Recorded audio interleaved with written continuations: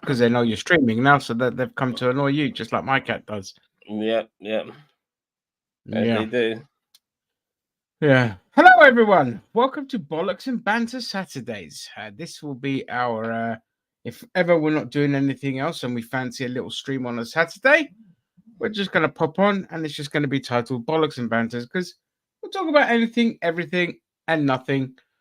Uh, doesn't matter what the genre is, doesn't matter what the topic is. We are going to chat shit, get banged. Now then, hilarious. Elon Musk, that Elon Musk short has had some of the dumbest comments I've read this week, which cracked me up. They still don't understand what he said and what socialism is and what Nazism was. So I found that quite amusing. Yeah, I And saw it as well. Yeah, watching. I was really happy that we got some views in that video for a start. That was pretty cool. But yeah, the haters were out in full force, and they're asking a couple of people who were brought up during the transition of like national, like everything being nationalistic and um to being transitioned to full on capitalism privatization, asking us if we don't know what the fuck that shit is, like socialism. Are you fucking mad? You know, we were brought up during the time when all of the good stuff that we had under socialism were fucking were like being taken away from us, being sold as yeah, this privatization nightmare, which we're now living under because and currently it's never been so bad in this country because we got fucking food banks, we got cost of living crisis, we got homelessness got going through the fucking roof, everything is overpriced, nothing's affordable, our electricity bills are fucking are more expensive than ever. And yeah, apparently this is supposed to be the dream, Ginger. yeah. This is the American ideal is the dream where you can't afford your house, can't afford to heat your house. Your doctors are all fucking off. Everything's falling apart, but it's okay. 5 people are getting rich because of it, and we should all be happy and No, thankful. what we need to do is blame the fucking immigrants coming on rubber dinghies to this country. That's the problem. You know, it's nothing to do with all these fucking rich people taking the piss out of us and causing infighting between various different types of working class people. No, it's fucking immigrants crossing the fucking channel. That's the fucking problem right there. Yeah, yeah. Well, I mean, look And at I you. say that, You've come over and here and look at what you're doing. I You're really have to causing make sure trouble. sometimes. I really am concerned because we live in a day and age now where I think people take shit for face value and they can't even understand sarcasm. Us being Brits, nobody does it fucking better. So yeah, I was being fucking sarcastic in case people are fucking wondering because I'm scared to death that people actually genuinely might genuinely believe that I'm being straight with that particular bit of fucking piss taking. So And as always, like we always say, where there's idiots, there's Elon Musk, and when there's Elon Musk, there's Elon being dumb this week. I'm gonna milk the shit out of that. I don't hey, that is awesome, man. Oh god. Yeah, hello But TLD. it's How you funny doing? because ATLD, I sung it, and then I did the ba ba ba ba ba ba ba, and then I did the bass afterwards. I just put it all together, bo bo bo bo bo. So when you hear it, so listen to the Elon being dumb this week. Yeah, that's really good. yeah. You should look into like um AI when it comes to making stuff like that. Um I'm gonna, whilst you're talking, I'm gonna quickly show you this one thing I did find. Yeah, I use AI a lot. Look, the the thumbnail for this podcast is AI. Like I do like using AI imagery. I think it's good for people that can't draw or don't have money to hire an artist. It comes in Yeah, handy. If I had money, I'd just have an artist do this shit for me. But exactly. As I told you before, I like to watch the Dusty Smith show. And yeah, I really like that Carl Dusty. He's fucking awesome. By the he way, he whatever. he swung around big time. You remember, he was Yeah, you know. No, he said some he said some stupid shit in the past, and even I'll be the first to admit that stuff was really fucking ridiculous. Some of the stuff that he said, but so have I, and so have you. You know, like But we all have. but that's the Yeah, thing. Like, you're meant to change as you get older as a person. You're meant to become better, and Cult of Dust is a prime example. But yeah, we all done it. I've done it. Fucking, we all done it. The point is, you know, if people start improving, I always said there are only two things that are irredeemable: when you grape somebody and when you murder somebody, an innocent person. There's no redemption for that. You can serve your time and all that, but you can fuck off into the shadows. I don't want to know you. But everything else, you know, people could be massive racists and completely change their perspective. Or yeah. some people are not getting more racist, which beggars belief. No, I've seen that as well. Like I've come across like stories of people who were extremely racist, and they fucking ended up with some Indian chick, and it's just turned their life around. You know what I mean? Yeah, yeah. So It's just you know, there's always there's yeah, always room. it does happen, and I think look, for me, it's not necessarily people who. I mean, it's always good to see people who turn themselves around. I sometimes feel like I've helped with people turning their shit around, give them that different opinion, make them realize that even though you've probably been surrounded by stereotypes and the only interactions you've had with Asian people are negative ones, I'm proof that that maybe I'm not necessarily part of that TLD. Sorry, part of that TLD, part of that. It's Of free the as of the stereotypes that you come across. yeah, sorry, Zam. Freestyle. We're freestyle today, TLD. We don't have topics. If there's anything you want to chat about, bug it in the comment sections. We'll have a tete-a-tete. Yeah. I mean, I've definitely, like, one of my proudest things I did at my old job and with some of my friends is, make them not homophobic. Make them a bit more understanding of how the system works and all this kind of stuff. There's a lot of people that get it now, but the Gen Xers of my friend lot, they're the ones that went to school with my brother, so they're a bit older.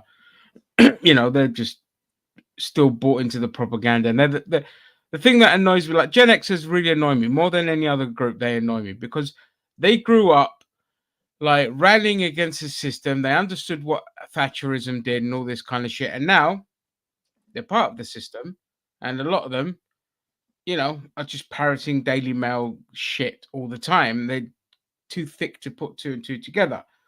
But the younger lot, my younger friends, they started off with as weirdo conspiracy theorists, but when you showed them all the evidence, they changed their tone and they understood the thing.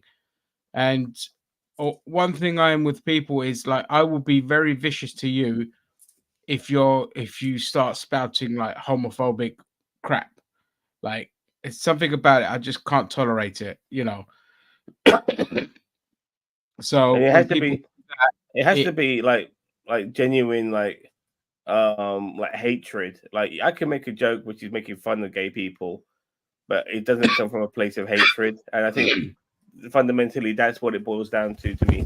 yeah. Homophobia and making a joke are two different things, and yeah, and I think that's what's And a fundamentally lot important. look, a lot a lot of the jokes like I'd make about gay people are stuff that is mostly jokes I've gotten from gay people themselves. If I can say, and I'll just parrot that because it's nothing, but it's never anything detrimental. I It's want to never. show you. I want to. You mentioned your AI. Yeah, this is what Yeah, this is what Cult of Dust has done. So there he is. Now he looks fucking great for a guy almost in his 50s, by the way. Okay, but this is his he intro seems to be for. de-aging. Yeah, he does. Yeah, he does. Anyway, this is his intro for his Elon Musk segment. To stay, yep, everything bigger in Texas, especially the assholes. And all right, we're along, folks. Get your super chats in, help out the Gross Credit Show. But real quick, let's do some. Here shall be Elon. Woo! Tonight, he shall be Elon. Man, you think that was fucking great? That's lovely. That is Elon Musk, but he has an Elon Musk segment as well. Yeah. which is fantastic. And so when you showed me yours, I immediately thought of his. You know what I mean? And if we could ever take your one to that next level, you know what I mean? Like something I'll like have a that. look into it. I'll do some yeah. AI animation with Elon Musk. Not like that. Make it a bit more different. Because I do look at his show as a little bit of inspiration, because Dusty, he has various segments. He's got one section called Religious Bullshit. Yeah, which is really good, because recently, like, he's not just like debunking religion, which we've done a million times, but he's always showing that all these pedophiles happen to be religious people. Like every day, like he does a show 3 times a week, and he's like showing religious person being arrested for pedophilia, religious person being arrested for pedophilia. Like these are all new people, and they're always fucking religious people. And so that's what he's always. And then, like, where's the drag queen? Where's the fucking transgender? None of them. Yeah. You know, and we're not saying, again, to reiterate to people, we're not saying that they don't exist, but in terms of the ratio. Yeah, exactly. Yeah, so this comment there, if you can read it, because yeah, I waited on a guy for years. Then one day I noticed his SS tattoo on his arm. I asked him about it, and it teared and said it was something from his past and didn't want to talk about it.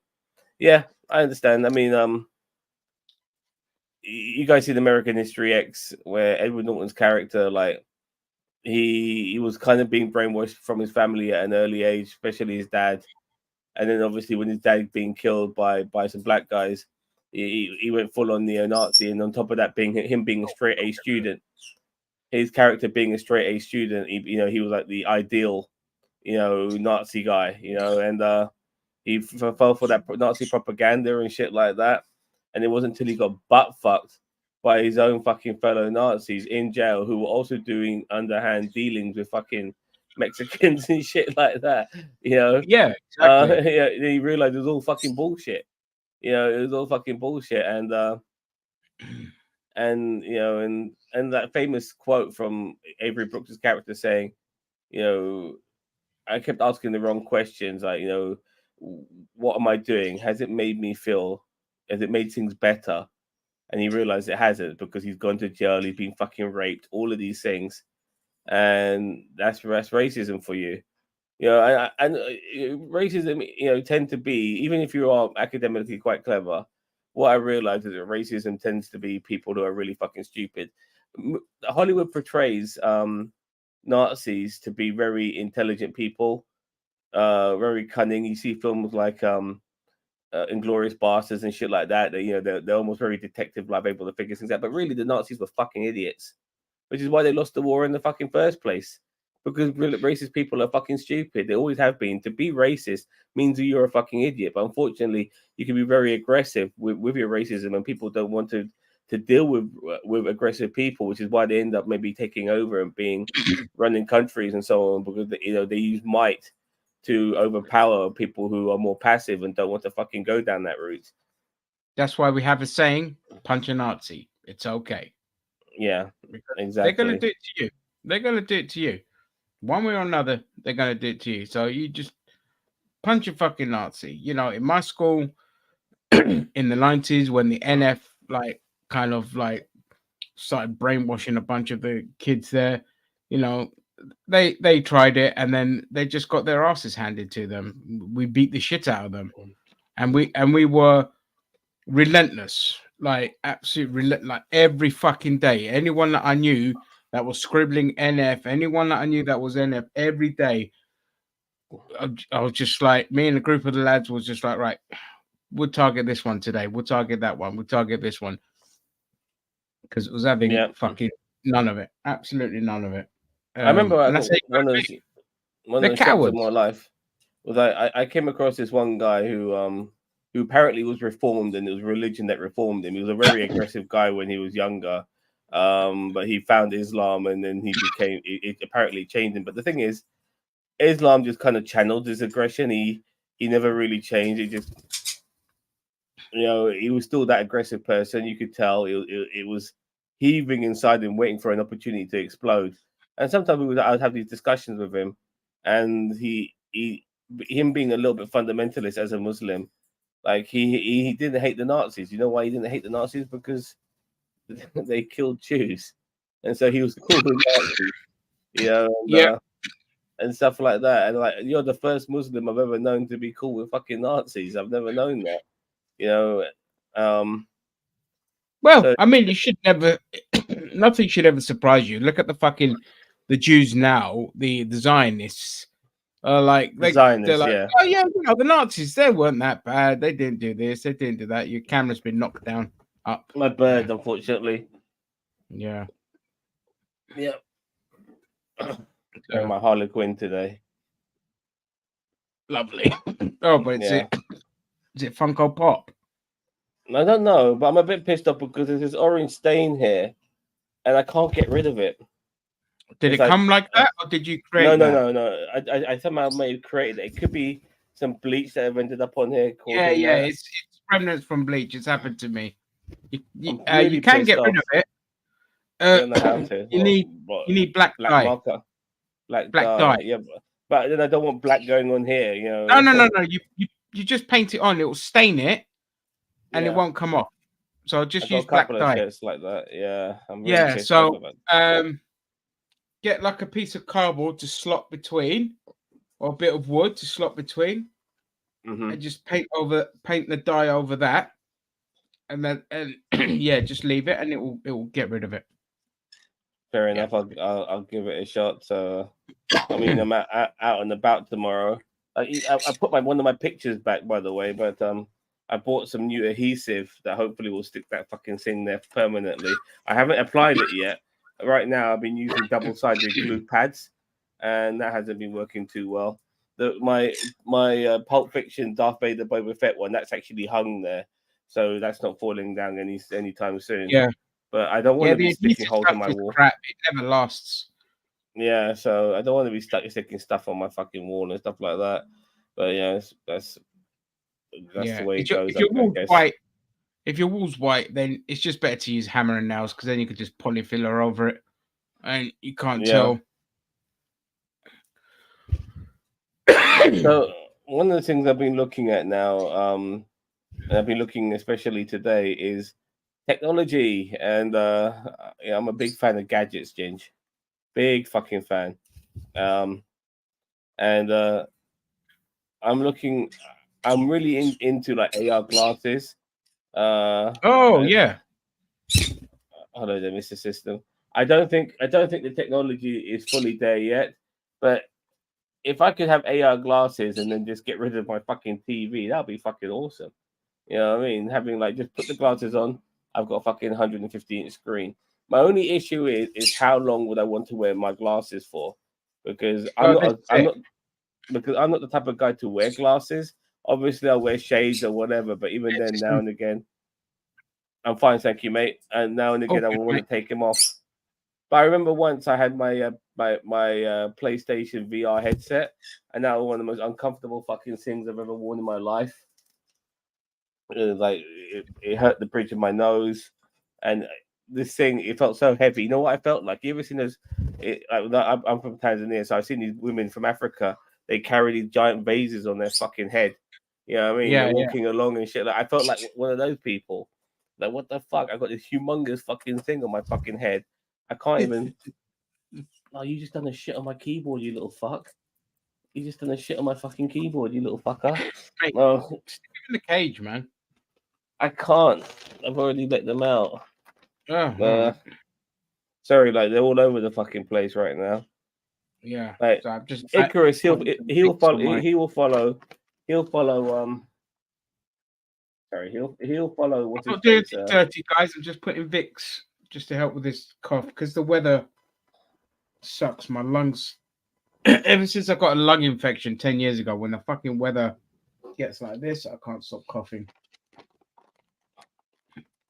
So I'm not sure who you watch online, for instance. Like one of the people I'm watching is Marquise Brown.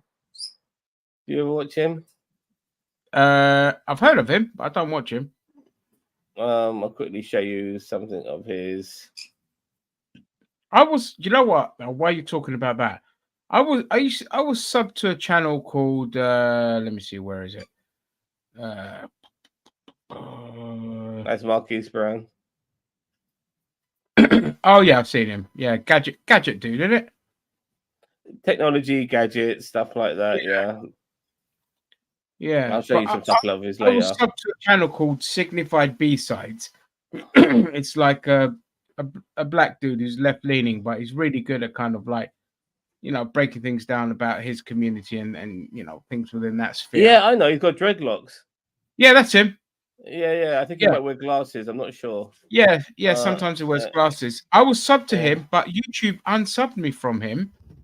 And I randomly, yesterday or the day before, got recommended a video from him. And I was like, I could have sworn I was fucking subbed to this channel. But yeah, it's just YouTube doing what YouTube does. It'll unsub you from certain channels for some fucking reason. But he's great. He's awesome. Like, remember yesterday, when after I mentioned about the passing of Juicy, there was a guy called Actual Fandom who in the chat, basically said I'm sorry or whatever. And yeah, he is part of a contingent of group who want to be the like the opposite to the Fandom Menace. Now, unfortunately for them, even though I do like them, and they're not that successful, because people on the opposite side are not that tribalistic, So we can get together now and again when things get a bit heated up and all of that. But in the day, we just want to just live our lives normally without being part of this humongous contingent of people who just want to shit on everybody else. We are the opposition, so to speak, but we don't want to be. We just want to be just regular fans, and like people like Nerdrotic, like one of them were like breaking down Nerdrotic stuff, and obviously he was shitting on Echo, but his opinions are very different to everybody else's, like MCU, pandering, ethnic minority, Native American, deaf, has a prosthetic, or apparently it's all just ticking boxes and shit like that. And I'm thinking to myself, like with Nerdrotic, like you obviously hate everything the MCU does. So why do you keep watching it? Why don't you move on from it? Why don't you just? But he won't, because that's where the grift is. Shitting on the MCU. Sure was it him? Who was it? One of the Fandom Menace lot. When they're on the live stream. Huh? Geeks and Gamers, possibly. One of them. Yeah. Hello. Fandom Menace. Some good points. Yeah. Oh, well, listen. Everyone has good points, and sometimes, look, I don't want to dismiss everything they say. There are some general grievances, but the problem is their motif. It doesn't come from a genuine place. If it came from a genuine place, it would be like us, where it's like, you know what? I don't want to watch this show. I can't be bothered because it looks shit. The product looks shit.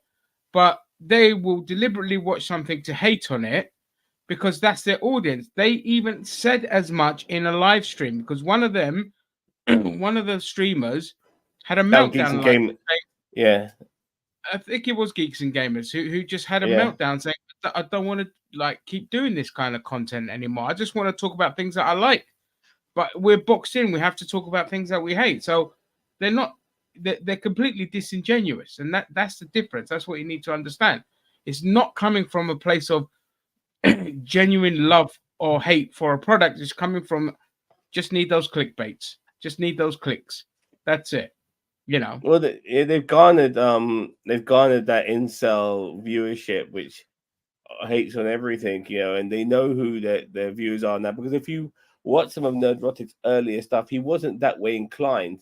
And sometimes you can make a video where you do hate on something and be very genuine about it, but then you realize, wow, this is getting me a lot of attention. Maybe I should keep going down this rabbit hole, and then you devolve into something that is quite terrible. Exactly. And that ends up becoming the new you, unfortunately, because you might not have been that person, but you've become something terrible because of views. It's fucking crazy. You know? Yeah, it's that's the problem. I mean, look, Rick. The thing you should know about me is I hate executive producers with every fiber of my being. I can sit there, I'll tell you Kurtzman. I will tell you Avi Arad. I will tell you Amy Pascal. I will tell you Kathleen Kennedy. I will tell you something Hamada who had the DC thing. I will tell you John Peters, who was the first fucking executive producer that I ever hated because he was the reason we ended up with Batman and Robin and Spider fucking Wild West. So yeah. So everyone who likes creativity, their default position should always be to treat executive producers with disdain and keep them at a distance and only let the good ones in. And that's it. You know, never trust executive producers. Never. Yeah, Mr. System. You'll get a handful of good ones, but that's about it. He kept talking. It was hard to follow what he was saying. I mean, they have a problem with like a skinny, attractive girl being able to beat up a man. But then when they look at Echo, who's a bit more like she's not skinny at all, but she's definitely not fat. But now they're saying that she's not body conscious. What's the opposite to that? Like she's body positive. She's body positive and she's able to beat up a man. She's so all I don't know, Chris. So she's all of a sudden you can't win either way. Like if she was skinny and she beat up a man, that's not realistic. But now she's not skinny and she's got a bit of muscle behind her. All of a sudden that's being body positive and she can beat up a man. You have a problem with that. It's really fucking stupid. Hey, all of this stuff. It's just pure hate. The thing is, again, Rick, like I agree with this stuff. Like Marvel was shit. Doctor Who went shit before Russell T Davies came in. I enjoyed his stuff, but the Christmas special was shit. Star Wars is shit. But the point is, it's shit, not for the reasons they say it's shit. Although there is a general grievance, there can be a genuine grievances there, because when you're focusing on, and I don't mean this in a bad way, what I mean is when you're focusing on diversity and you think that's enough for us, and you're not caring about the story,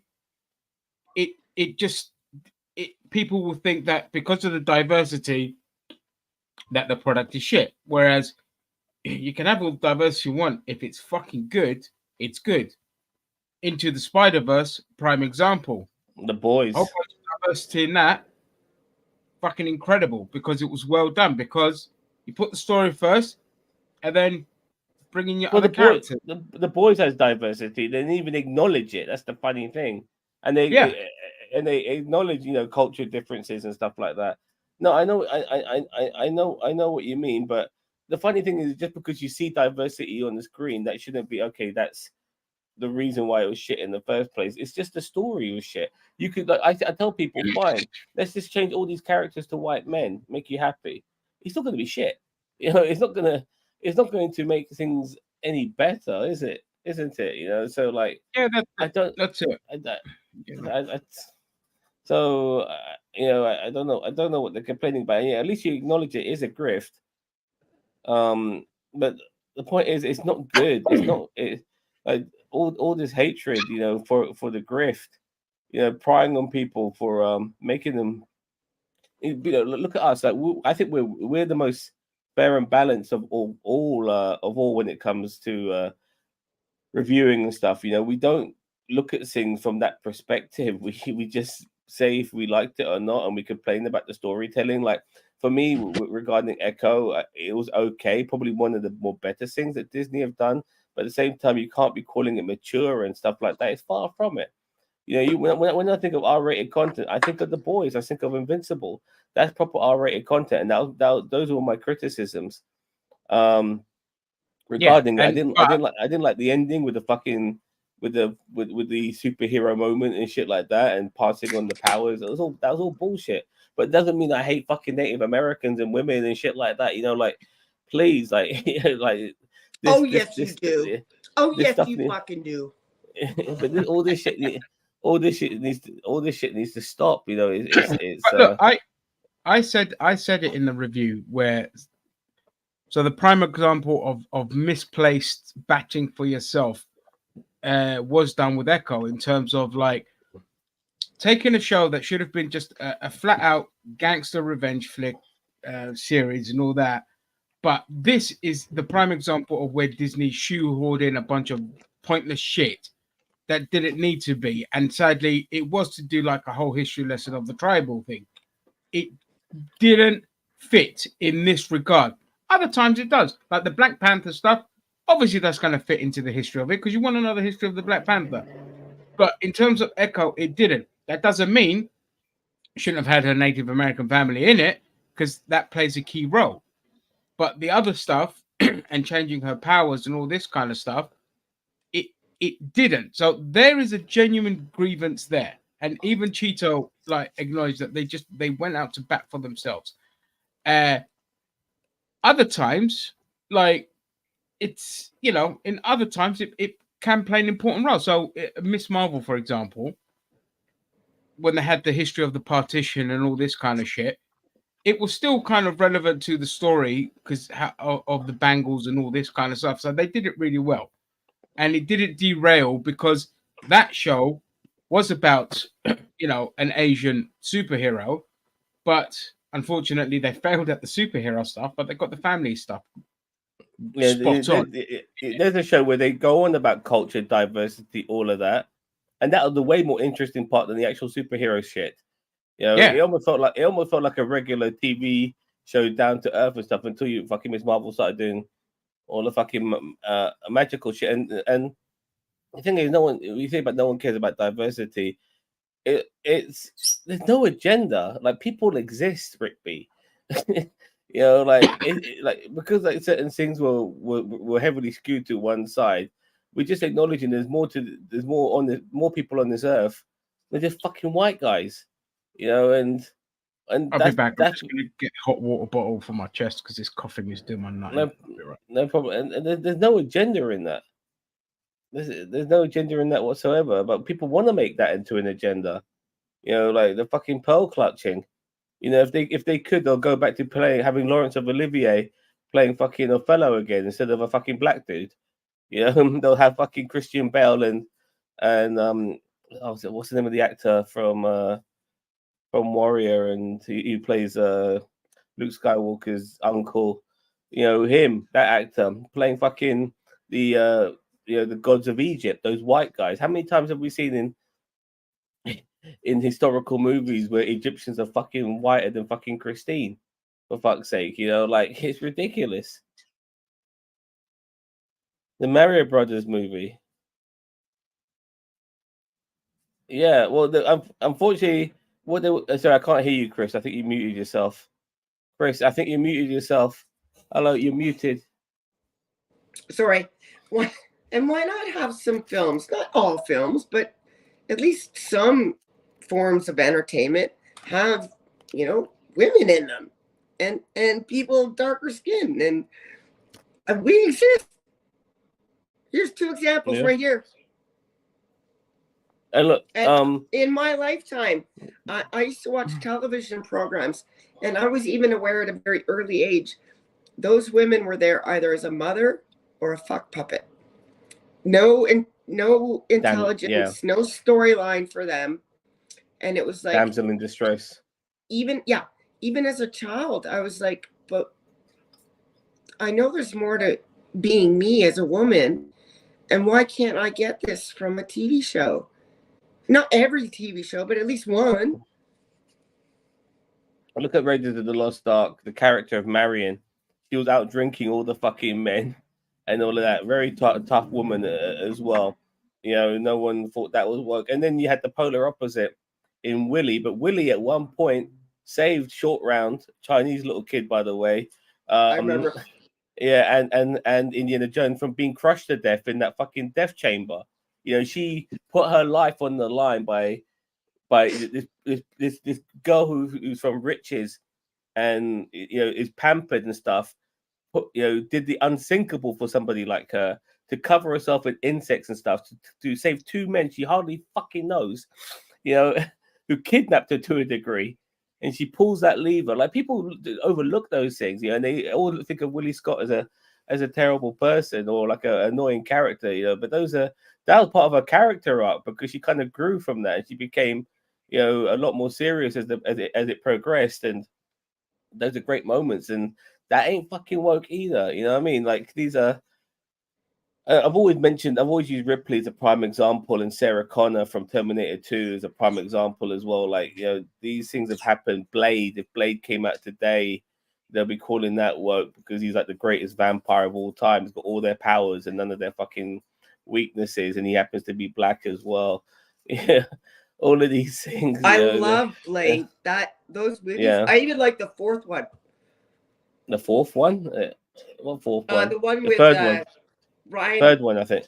Yeah, that's the third I one. Like that one. I fucking hate that one. People hate it. I even like that hate one. that one. No one cared. Sorry, but no one really cared about Nick Fury turning black.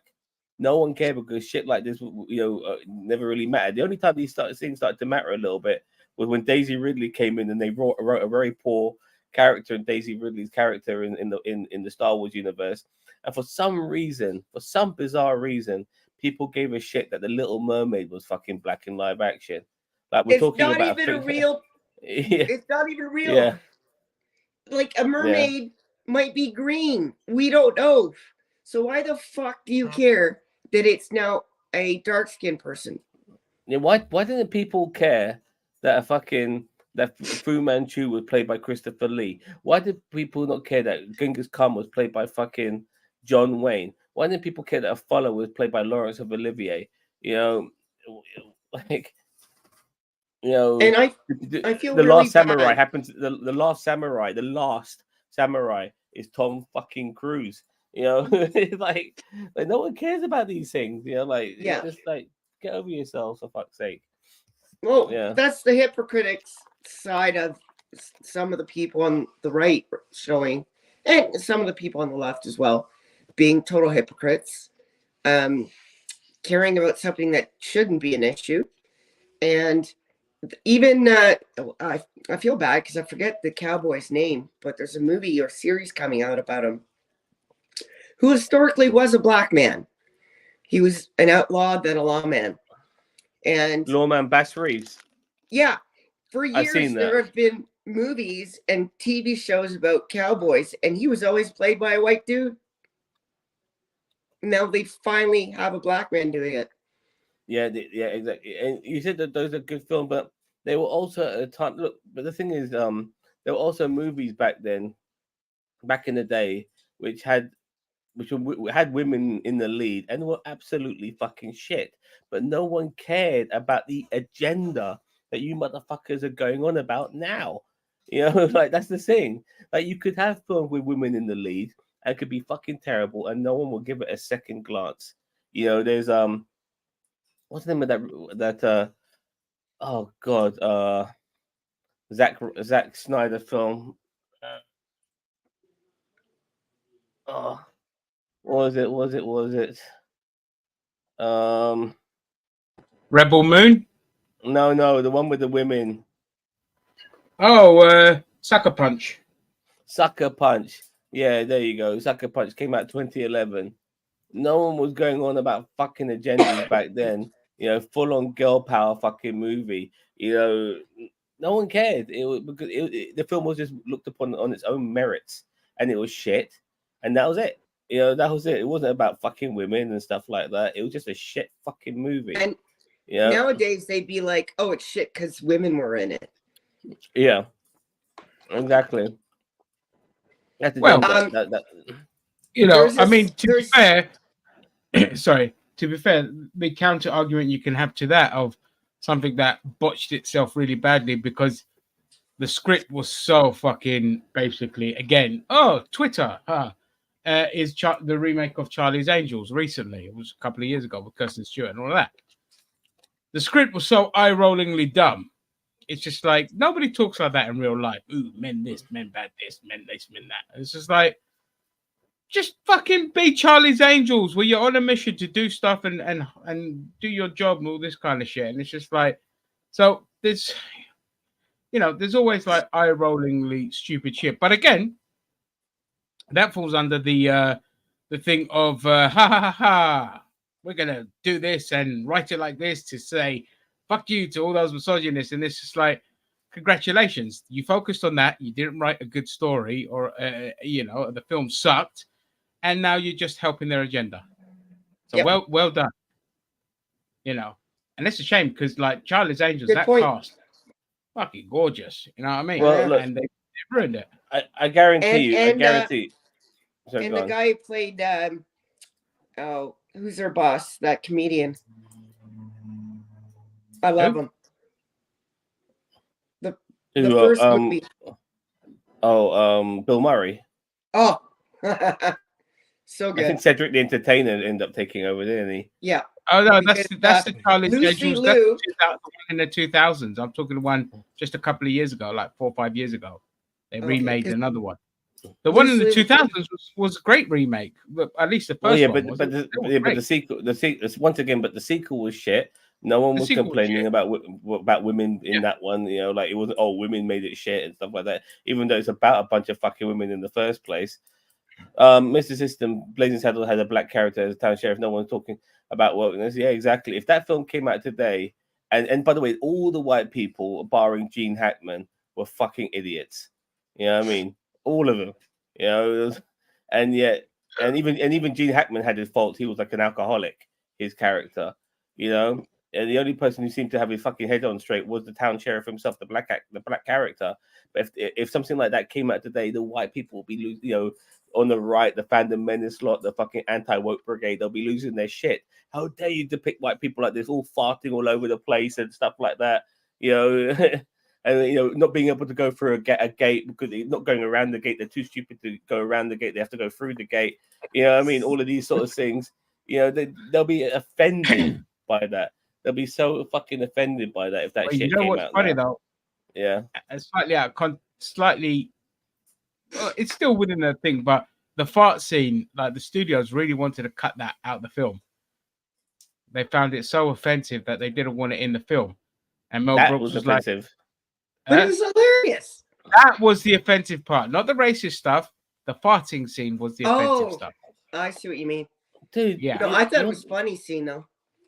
Oh yeah, no, it was great. And it's the studios that wanted to. No, I think you got me wrong here, Rick B. Like, you're the one who goes on about forced agenda, diversity. You're the one seeing race. You're the people who call stuff woke. I just judge it on its merits. Whether it is shit or not. And it could be what you would consider to be woke. With diversity and women and all that shit, and maybe one token white dude. But I wouldn't judge it on that. Unfortunately, people on your perspective, on your side of the spectrum, do look at shit like that. That's the only thing they fucking see. That's the default. Yeah. That's the default. Because even if it's a good show, they won't acknowledge it's a good show. They'll still shit on it because that's where they get their clicks. If they acknowledge it's a good show, which again, one of them did acknowledge something was good. I can't remember who, and they got a lot of flack from their audience. So it's like, okay, never mind. Like Star Trek Discovery, like one white person mentioned how he felt like he had no representation because the only white person in Discovery was white and male, but he was gay, so there was no straight white male in the main cast of fucking Discovery. And so finally, and me, look at me. Where was my I've been watching all types of manners of shit. I don't look for my representation. I just want to see good shit.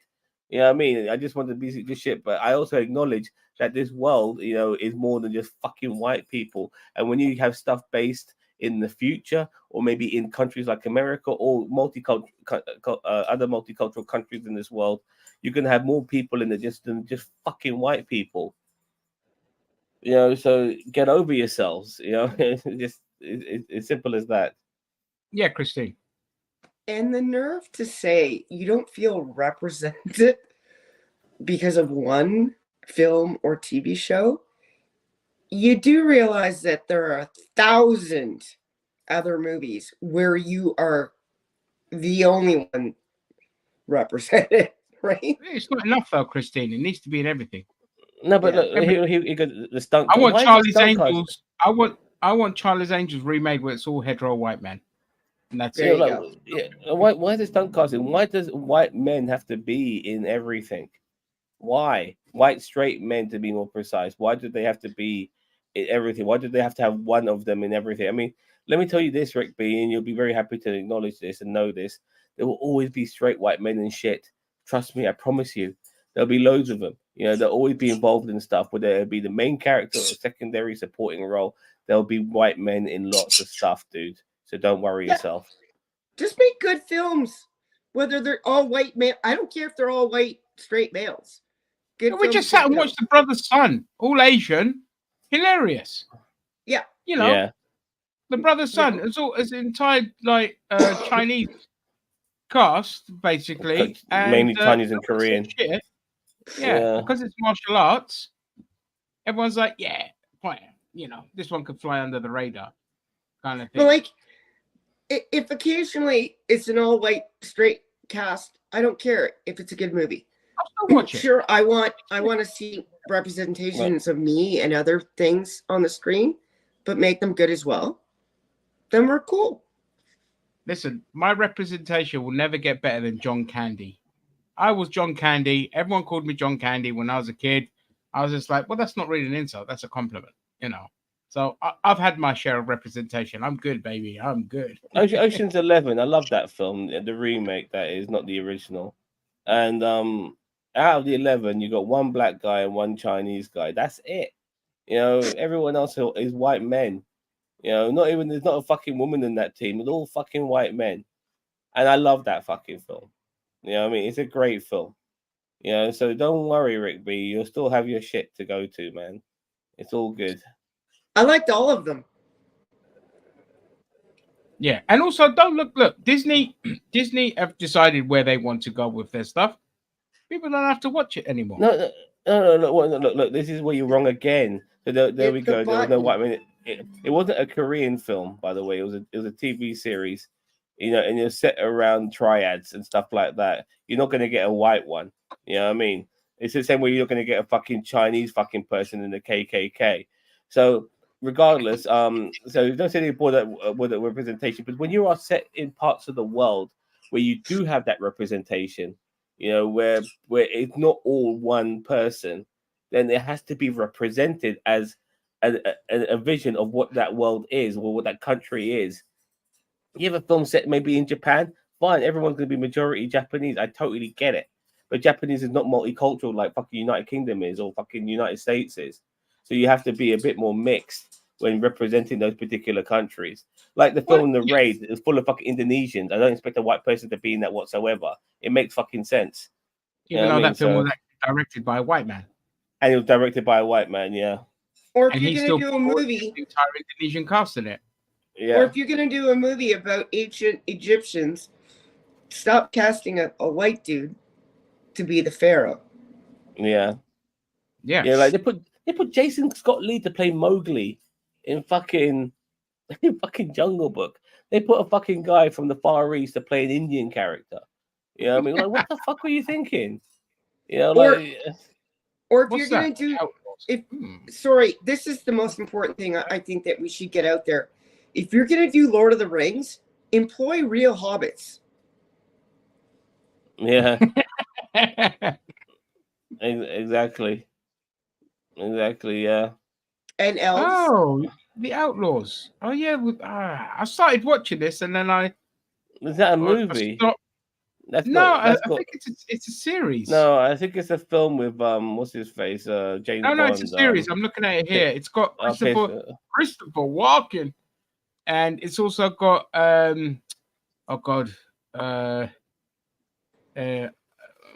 no, I don't. I actually don't. But the point Steve Merchant. The point is that when people do put representation in the film, it's people like you who complain about it. Rick. I'll go back and watch that. It is. It's just white guys complaining. you're the ones who give a shit about it. You're the ones who are counting it. You just mentioned regarding Discovery being stunt casting. You're the ones who fucking who count that shit, mate. Stunt casting on a fucking Star Trek film show. I know. The originator Where of aliens exist. the one And the show where Gene Roddenberry himself said, "You are not gonna make they didn't want a diverse cast." And he was like, "No, we're gonna have a fucking diverse cast." all right, TLD. I'll try and get onto it, dude. I promise you. But the point is that when people do decide, when filmmakers want to add some different people of different races, different faces, don't let that be an issue for you. If you're right for the job, doesn't mean you have to be white for the fucking job. So yeah, that's good. Well, yeah, I mean, look at Kang.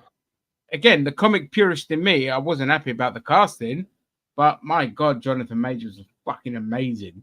Just shame he's a piece of shit. But again, sometimes you could be a bit like, because I'm the comic book purist. Okay, I come from that point of view. Like, I wouldn't want Storm to be fucking white or Asian. That's what I mean. But of course, she's from when Africa. they do it, yeah, she's African. Yeah, she's Egyptian, black Egyptian. Okay, but the point is, like, if you're gonna do it, fine. Sometimes you just get the right actor for the job, and they did. They got fucking Jonathan Majors. For all his shitty behavior, he was still, as an actor, phenomenal in it. And so eventually, sometimes it's just like, all right, fine, but you can't. So, like Lord of the Rings, for example, there was a whole hoo-ha about that because there was black people in it. People were like, there's no black people in it. It's a fantasy. It's a fantasy. They could have all been black. We don't want to create something new with the mentality of old, because at the end of the day, it's humans playing parts. If humans happen to be black, you're black. It's a fucking fantasy. It's not the skin color that counts. It's the performances that counts within the fantasy realm.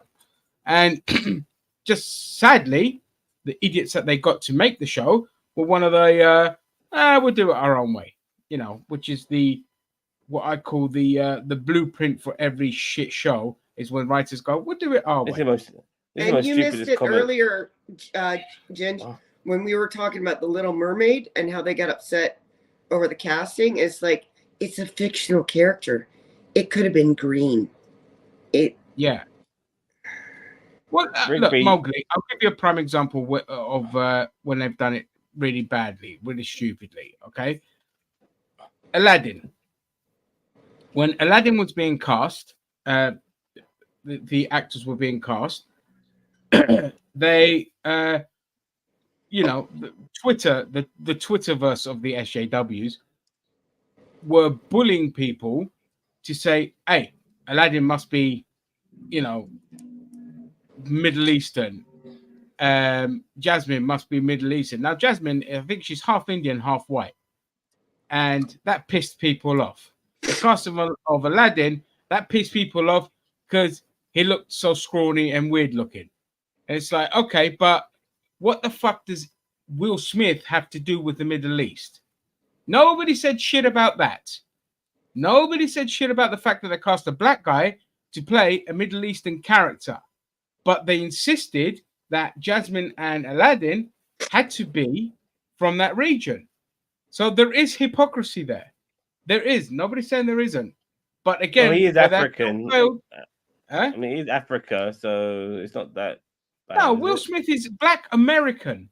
Yeah, he's black American, but he's ethnically from Africa, isn't he? It doesn't matter. No, I'm sorry. That's not good enough. If you're insisting that the two actors, Jasmine and Aladdin, have to be from that region, then so does the fucking genie. It doesn't matter that they're black. The fact is that was the hypocrisy there. Okay, so there is hypocrisy on either side because it's like you said. Look, but the genie's blue. The genie's not even a race. The genie's not even a race, though, Ginger. It's blue. It's not even a race. Yeah. It's a genie. It's a blue thing. I don't look at it as a race. It's a fucking genie, and it's fucking blue. No. But look, I guarantee you, if the genie was played by a white guy, they would have kicked up a stink. you know, they would have kicked up a stink. But because it's Will Smith, they didn't. No, we have to acknowledge sometimes, look, this is why I get annoyed. Sometimes we have to acknowledge that there is hypocrisy when it comes to certain things like this. All right. I don't know. However, I mean, we'll fight. Again- we'll never know. yeah, but again, where it fails is that the film sucks. I mean, how the fuck are you going to get Guy Ritchie to do an Aladdin film? It was terrible. I really need to acknowledge this. Like, this is the Rick B's stupidest comment of 2024 so far. You know, I played Mowgli at Regent's Park Theatre in 1988, so they cast me even though I never lived in the jungle. Disgusting. It's called acting, you dickhead. You're supposed to act. You know what I mean? You're supposed to act. You don't have to live in a fucking jungle. You just have to act like you've been living in a fucking jungle. You fucking dickhead. I can't express this even more, man. What the fuck? Jesus Christ. Oh my God. I'll be right back. Yeah, no worries. I'm going to trigger Rick B now. Look, what? Yeah, Rick, this for you, baby. It's what's her fucking name? Oh my God, my brain's April O'Neil. April O'Neil. April O'Neil, but she's black. They made her exactly like she was in the comics. I'm gonna scare the shit out of you. Bought that today, and I bought this. This is fucking awesome. Gigas Frog. Look at that. Oh, wait no. for it. Oh man, no, fucking make some women horny. Okay. I love my Teenage Mutant Ninja Turtles, and the thing is, the film sucked, but it didn't suck because they made her black. It just sucked because the film sucked. And people complained about Ariel being black in it, but again, these are people that go by the 1987 cartoon, not the comic. In the comic book, she was mixed race. And that's, again, the hypocrisy again with the right, because it's like, you don't know the source material. If you don't know the source material, shut the fuck up. You know, not everyone's right on the other side. I will acknowledge that. Sometimes both sides can dick about, only one side is very triggered about everything. You know, everything. Yeah, I think people, some sides, they need to have that battle, and they need to focus on it, because without the battle, they offer nothing. I mean, just to like, I'll give you an example, like just a tad bit into politics, for instance, like Joe Biden is always trying to come up with policies with the Republicans regarding the border, and the Republicans turn him down every fucking time, because the last thing they want is to resolve the border issue. Well, if they resolve the border issue, they have nothing. They got nothing else to deal with after that. What are they gonna do? Just shit on fucking abortionists all day fucking long. They don't want to resolve that issue because they want to keep the fight going, because that's more important to them than the resolution. And it's the same in other things like this, like we're talking media. You know, they don't want to find common ground. They want to just keep fighting and keep shitting on things and keep watching the stuff that they absolutely hate. And they say they don't want to watch anymore, and they dislike, like these fundamentalist motherfuckers when it comes to like the MCU. They hate every aspect of it, yet they'll continue watching it. Sorry, Zam. Yes, Rick, that's what we're telling your side. Stop being triggered by everything. We're not the ones that are triggered by everything. I've given you a few examples, but people will still fucking shut the fuck up and just let things go. On our side, on your side, it's just like, okay, this fucking lamppost was too black. I don't like it. Diversity casting on a lamppost, it's you guys started it. Your side started it all. The other side just started pushing back, and that's what triggered you lot again. But right. Oh, by the way, just quickly, tangent, because I want to talk about a lot of things as well. My brother, dude, it can't be on the left, because if the left are the ones having diversity in it, and the right people are complaining about it all the fucking time, it's not more on the left. It's not more. We're not making fucking laws to basically wipe trans people off the fucking face of the earth. Okay, we're not the ones that are literally using like diversity as a way to kind of breed more hatred. We're not the ones that more you think we are, but we're not. That's what the fandom menace exists for the sole purpose of being triggered at diversity. That's their crowd. And women, yeah. That's their crowd. And they don't exist. They don't offer anything else. They just keep talking about the same shit over and over again. My brother follows a critical drinker, and I sat there and I said, right, look, we'll watch this, and I'll just debunk some of the points that he made.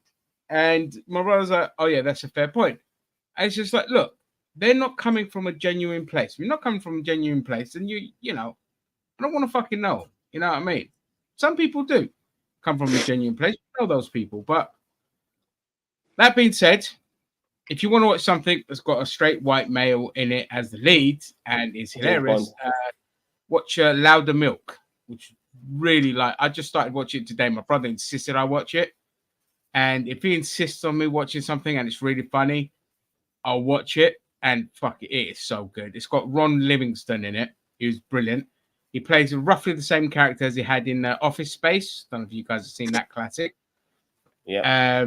Yeah, and he's brilliant. He's just a therapist. Well, he runs a therapy group, but he's a complete fucking arsehole as well. And it's just, yeah, that's all I'll say about it.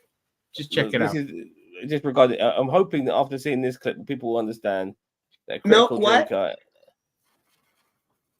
Milk what? What's it called, Ginger? Louder Milk. Louder Milk. Okay. It's on Netflix. Okay, I'm hoping after we watch this clip, people will stop taking the critical drinker seriously because he's a fucking twat. And I'm especially pointing that to you, Rick B.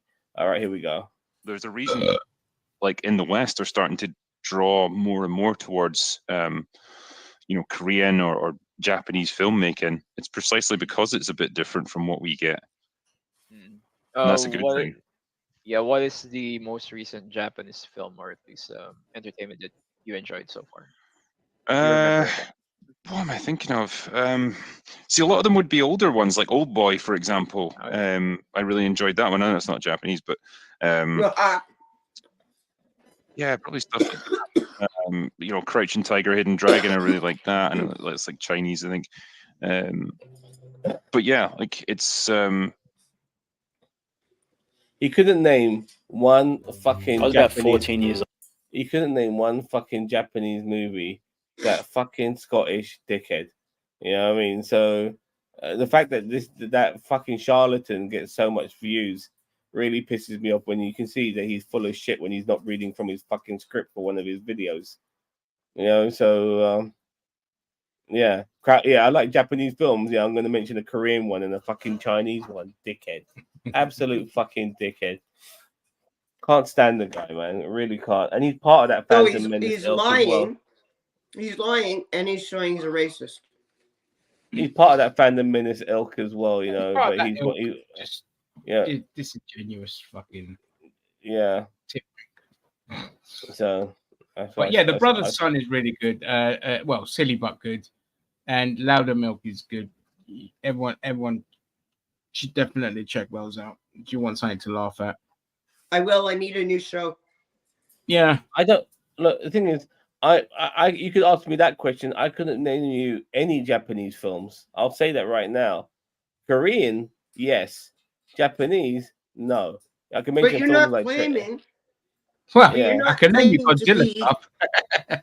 You're not claiming to be a big fucking fan of all these Japanese movies. Like, so what if you can't name one now? You're not claiming that you're into them, right? Yeah, exactly. Well, macro farmer, like a lot of these people who complain.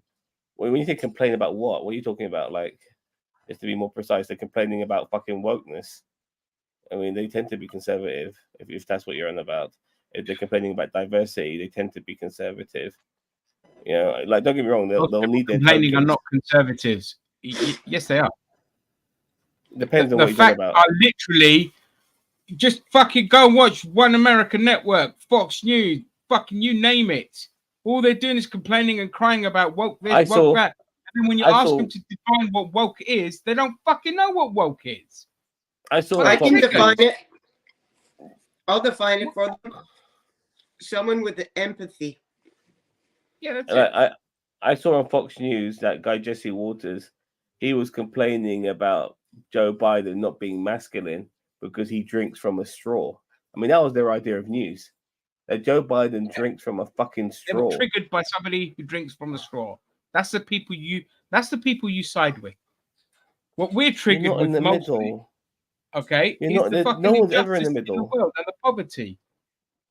There's no one Okay, ever in the middle. I must be masculine. yeah, the middle. No, the middle just helps the right. That's why we hate centrists as well. Because Never they met a just centrist who hate wasn't the right right, wing. 'cause they're cowards and they don't understand economics at all. They think, yeah, I like the capitalism stuff, but I don't like the racism stuff. This is the happy medium. Well, no. You should be happy, Rick. You're fucking not white yourself. If it was fucking not for wokeness, your life would be a lot shitter than it is now. You fuck. Wokeness. They're complaining and acting, and they drag that. Look, Well, see, Rick, that's where you and I are different because I hate it. Especially you. wokeness. Wokeness. They are complaining, reacting, and the dragged out stories. I don't understand what you're trying to say there, mate. Mm. They're complaining about the act. What's the act? What's it again? That's not a left and right argument. That's a fan of the arts argument if they're complaining about acting and dragged out stories. And that's not triggered. That's complaining about a poor product. It's called critiquing. There's a fundamental difference. You know, would you? I don't like my phone because it doesn't have this option on it. You know? Yeah, that's it. Simple as that. I'll stop complaining, you fucking SJW, Christine, honestly. It almost came up my nose. Yeah. Yeah, I think once again, if people need things to shit on or they have nothing to focus on, then that's unfortunately their focus. They don't want to actually like stuff; they need to hate stuff. That's why people like Nerdrotic and those sort of channels, they never make anything about stuff they like anymore. It's always about shit they hate because that brings in the views. Geeks and Gamers, I said this before, I'll mention this one more time. He would make a video on Diablo 3 and he got like 6,000 views. Then he made a video on Brie Larson and he got 250,000 views. So he proceeded to make 100 videos on Brie Larson to prop up his channel where they got him the views. Oh, get off the camera, you little cunt. All right. And that's where it Again, so sorry, Macklemore Farmer. Look, there are a few idiots, but that's Twitter. And I keep telling you, Twitter is not real life. Okay, Twitter is not real life. You'll get a whole article, and a prime example of how this is meant to incense audience. It's called rage baiting. So one or two people will call somebody a racist because they criticize something in a film that has a diverse cast, and publications, be they Kotaku, be they whatever, will latch onto that one tweet, and because your brains aren't functioned to understand how propaganda works or how rage bait works, you're going to think that that one or two tweets about accusing somebody of being racist for this, that, and the other is the crux, is the general opinion of every SJW, of everyone on the left, or when it is not. And you know, it's there, it's deliberately designed to rage bait you. And a lot of the people that will do these critiques are often plants that will deliberately tweet that, then take it, make an article about it. It's their own fucking people that do it to make an article to get people like you to click on it and think that, oh, look, everyone's a snowflake and the SJWs are triggered. Okay, there's a fundamental, and this is what I say to people, and I've criticized Marvel about this, She-Hulk, prime example. Twitter is not real life. Do not base your life and your art on Twitter, because a lot of it is bots, a lot of it are plants, a lot of it is bullshit, and a lot of it is also attention seeking. Okay, so you know, understand the difference. And I hate when they do that with feminists. they'll take the most extreme person that calls themselves a feminist, that most likely has something going on, and that acts strange, that says really bizarre stuff, and then paint all feminists like that one person. Whereas as a feminist, I just believe that I should be treated equally under the law. Full stop. Yeah, I agree. Oh, so Full fucking stop. wrong. Yeah, I agree. That's too. Macklemore, like you, and you think you're not being rage baited. No, I'm reacting to people who are being rage baited. You know, and they're not even being baited. They're not even being baited. They just don't like the lay of the land of things, because things have changed. And you know what? That change was always there to a degree, but now they're being told to focus on certain things a little bit more, which they wouldn't have focused on at all. And they're told to hate on it for some reason. And we're not so much complaining, we're talking about it, so maybe change will happen. Yeah, we're just fucking highlighting it. Change has been happening. But they're also yeah. Sorry, but the difference you need to understand between the left and the right is the right are in power, and their opinion has consequences. Okay, we've seen what's happening to trans people. They're trying to erase trans people through legislation, and for what reason? There's no justified reason. They just know that that's what their base likes to hear, that you're being strong on this because you created this culture of fear surrounding transgender women, not men, women. Okay, because a prime example is I've had arguments with TERFs and I've had arguments with right wingers talking about trans men, and they still think that trans men is the same thing as trans women. They don't understand that there's a difference. Okay, so that ignorance is in power, passing legislation to take away the rights of people. Now, people like you might not see that or might not understand that, but that's what's happening, and that's the fundamental difference between us complaining that we want people to have human rights and the right complaining, because they will fucking push. Again, you don't even have to use a trans issue. You can take the wokeness out of it. Abortion. No fault divorces.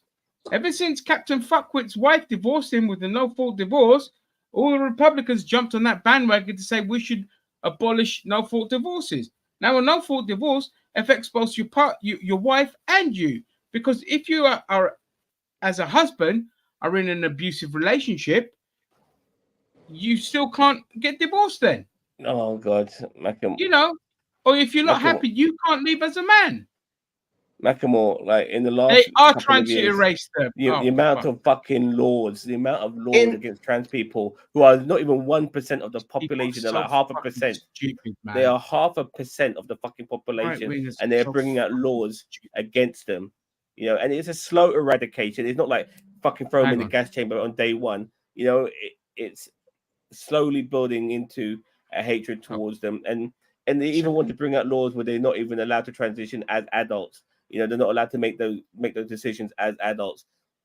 And this is coming from the land of the free, by the way, where you should be able to do what the fuck you want with your own body. But no, they don't want you to fucking do so because their Christian ideology fucking tells you that you shouldn't fucking be doing that. It's fucking ridiculous.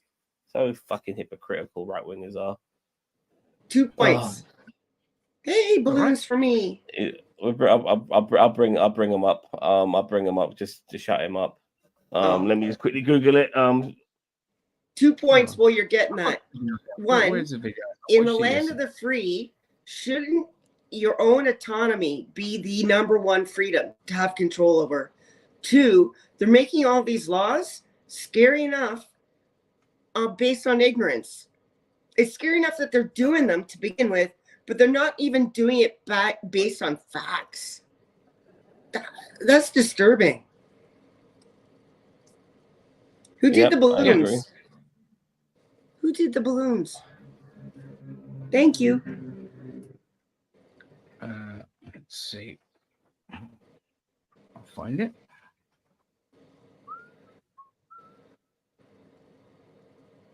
Okay, so I've got something here. Like this is one in America. We're talking about, you know, the land of the free.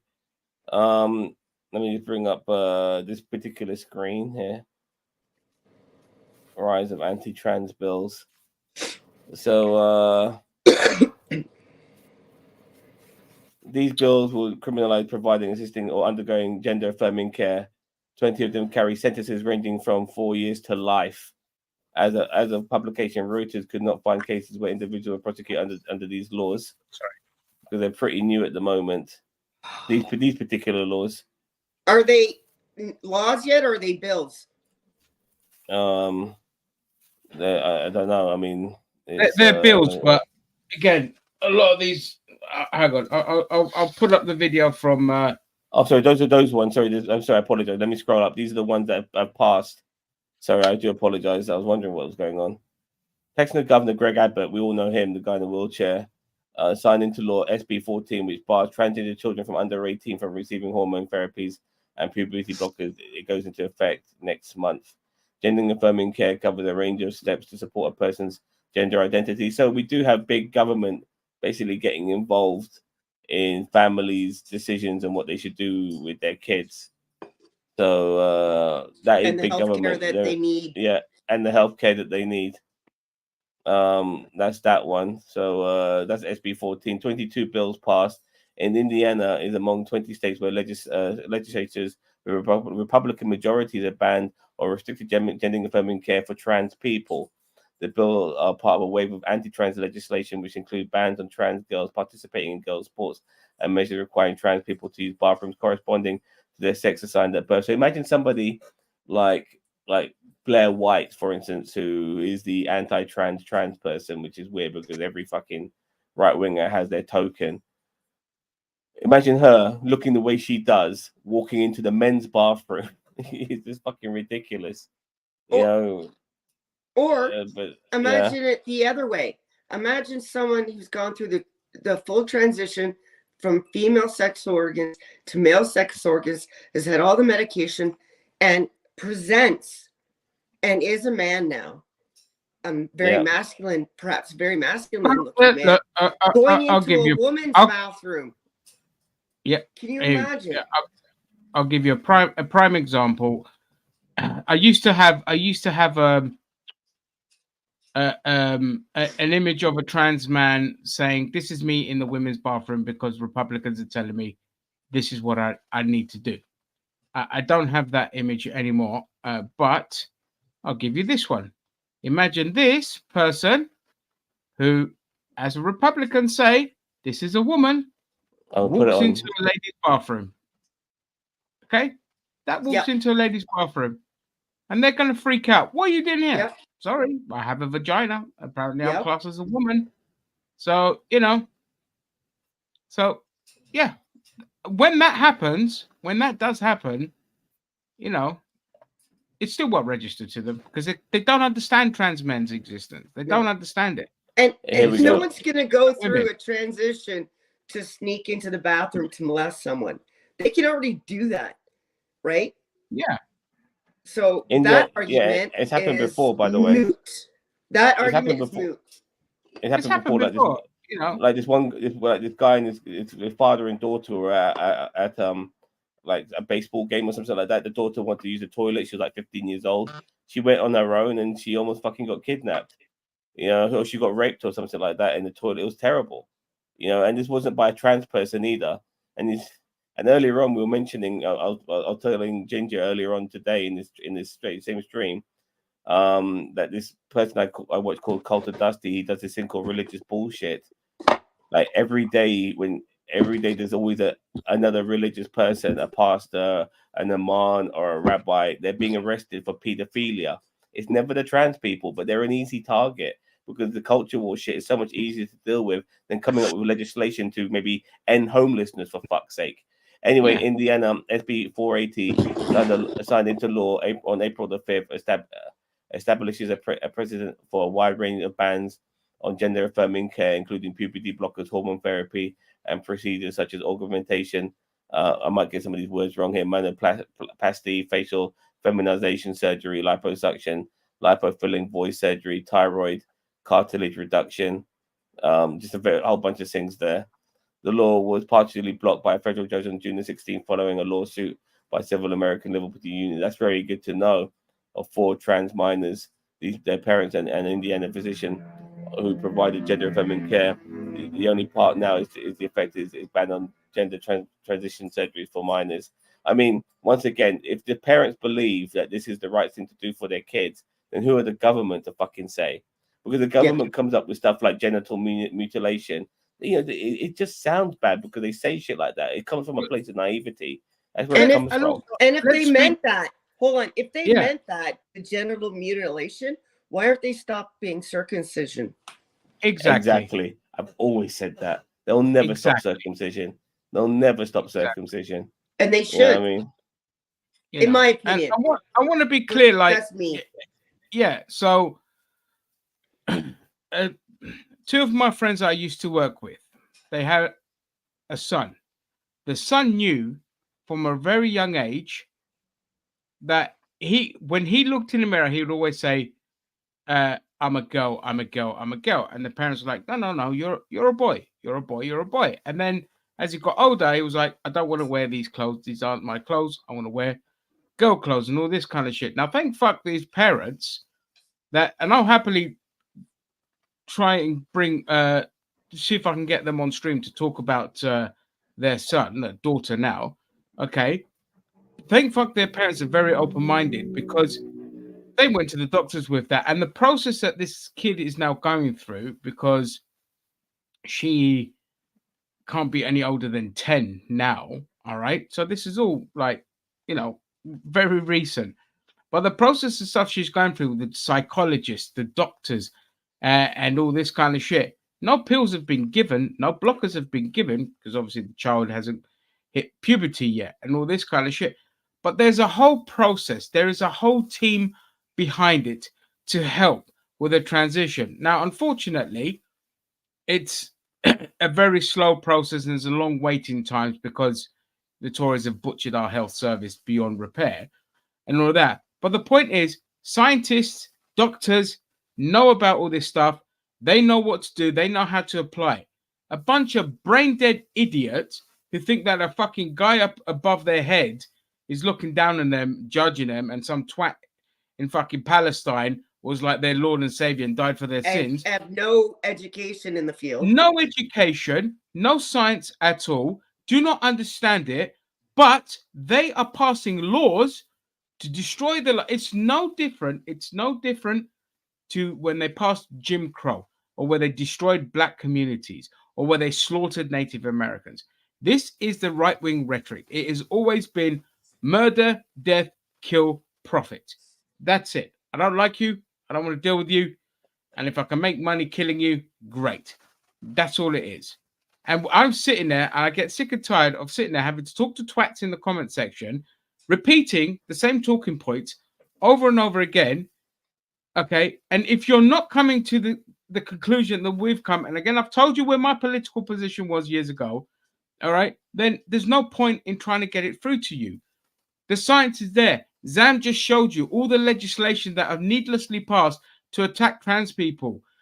And if you don't think that their end game is to attack gay people, then you're fucked in the head because they want to, Project 2025 wants to basically reinstate good old Christian fascism. All right. It wants to take away gay marriage. It wants to take gay rights. It wants to take away women's rights to fucking vote. And they've already started with the anti-abortion. Huh? They'll probably go after interracial marriage. Yeah, and interracial marriage. They want to get rid of everything. Interracial marriage, interfaith marriage, which is what they're doing in Israel, by the way, under Netanyahu. Which is why I always thought he orchestrated the Gaza war, or the Gaza genocide, because his shit was going through. He was going through so much shit because everyone hated him because he was stopping interfaith marriage, interracial marriage. All of these things, gays still can't. The only democracy in the Middle East, apparently, gays still can't get married in fucking Israel. All of these things. Netanyahu is a white Jewish supremacist. That's what he is. He's a white supremacist. It doesn't matter if he's Jewish or not. He's still a white supremacist. No, because it's both. Because it's a religious like when I say Jewish supremacist, I mean Oh like yeah, he's Zionist in that, then. you know. Yeah. So that's what he is. He wants the same kind of Jewish supremacy as fundamentalist Muslims do, as fundamentalist Christians do, but for their ethnic background, which is in this case white. All right, that's what Netanyahu is, and he doesn't even hide the fact. I mean, the guy tries to justify Hitler, like, you know, tries to excuse Hitler, say, no, I didn't want to kill the Jews, he just wanted to banish them. You You once know. said Daniel once. Okay, but what about He the said gays that? and the gypsies and the socialists that He said Hitler that. slaughtered? And the gypsies. Sorry, he said that? Oh, I'll get the clip for you. Oh my God. I'll be right back. Bring it up. I gotta pee. Sorry. Yeah, no worry. The Church of the Flying Spaghetti Monster, yeah. They've been a bit underground recently, to tell you the truth. Once again, TLD, it's about what the parents know best for their child. I think people really need to understand that, and people who go on about, and nobody goes on about big government more than the Americans. You know, yet when it comes to certain things, they're happy to stop gay people from getting married because they're big government. They're happy to stop trans people and gay people from being involved in the military because they're big government. You know, they don't want maybe trans people, whether it be children or adults, to get surgeries because they're fucking big government. You know? I hope we don't get copyright for this, but I mean, we shouldn't do, because it's not an insider clip. It's them showing a clip that will actually. I'll tell you what. Is this just a randomer? Oh, no, that's Erdogan. That's another piece of shit. Can you play it without watching it? Can you hear the sound without? I think if you put it away and if you put it, if you hide it, and you can play the clip without the sound. So you can play the sound without the clip. Oh, okay. Let me try that. Can you hear this? No. No. Okay. So. Did you see the photos I sent you, Zam? I'll share it anyway. Photos? Yeah, a messenger. Oh, I'm seeing them now. Oh, Hitler okay, didn't want lovely. to exterminate the Jews at the I'll time. He look in a wanted to second. expel the Jews. Okay. Yeah, I'll play the clip. Hitler didn't want to exterminate the Jews at the time. He wanted to expel the Jews. And Haj Amin al-Husseini went to Hitler and said, if you expel them, they'll all come here. So what should I do with them? He asked. He said, burn them.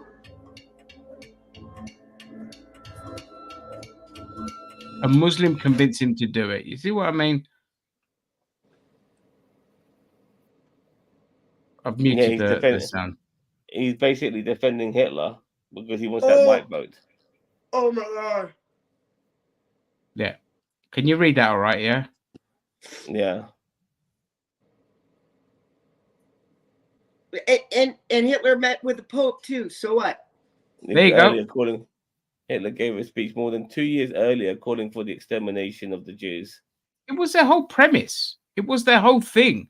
It was their creed. It was their motto. He wrote about it in jail years in 1941. He met the guy. In 1941.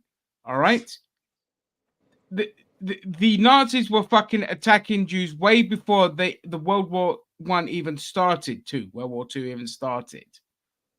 Like Kristallnacht was like in 1936 or something, or 35, and he wrote about it in Mein Kampf, which was well before then when he was in jail. Yeah. See, look at this. Okay. What, anyway, I don't need to play anymore. Hopefully we don't get a strike for that. I don't know why that didn't make world news. Like, because the world news are in cahoots. Everyone's in cahoots. There's only online outlets that kind of highlighted that. Because there should have been outrage. There should have been outrage from other Jews. Well, for anyone that saw the clip, they probably were outraged, but depends on I'm the. sure a lot of Jews. Israelis were, for sure. You know, but yeah, you've got Zionists, and then you've got normal people, and then like I'm I sure always some say, Zionists would have been upset by that, man. huh? I'm sure some No, Zionists would have been. No, no. Listen, a lot of them are just fucked in the head, mate. They're so far right that they think like Hitler was soft. You know what I mean? Like their rhetoric, the rhetoric of the Zionist movement, its roots are born out of the mentality of European colonialism, and Zionism was born out of Germany at a time where they were expanding into empire. Okay, so that mentality of that era of colonialism, and you know what the British fucking did everywhere, and the Belgians and all this kind of shit. All right, that's exactly the And same the ideology Romans and the that they brought into Saxons. Palestine. you just trolling Romans, here, the Rick. Saxons, the Greeks, everyone, it just gets repeated, the cycle over and over again. And if we don't talk about it, we're doomed to repeat it, right? Yeah, Yeah, mate, they were getting got half slaughtered correct. and beaten, and yeah, he did want to kick them out as well, but they were still being killed and slaughtered before they were being shoved into the ghettos. Businesses being taken over, all this kind of shit, They're being starved. Their businesses and money, therefore, was being taken away so they could Yeah. struggle and die.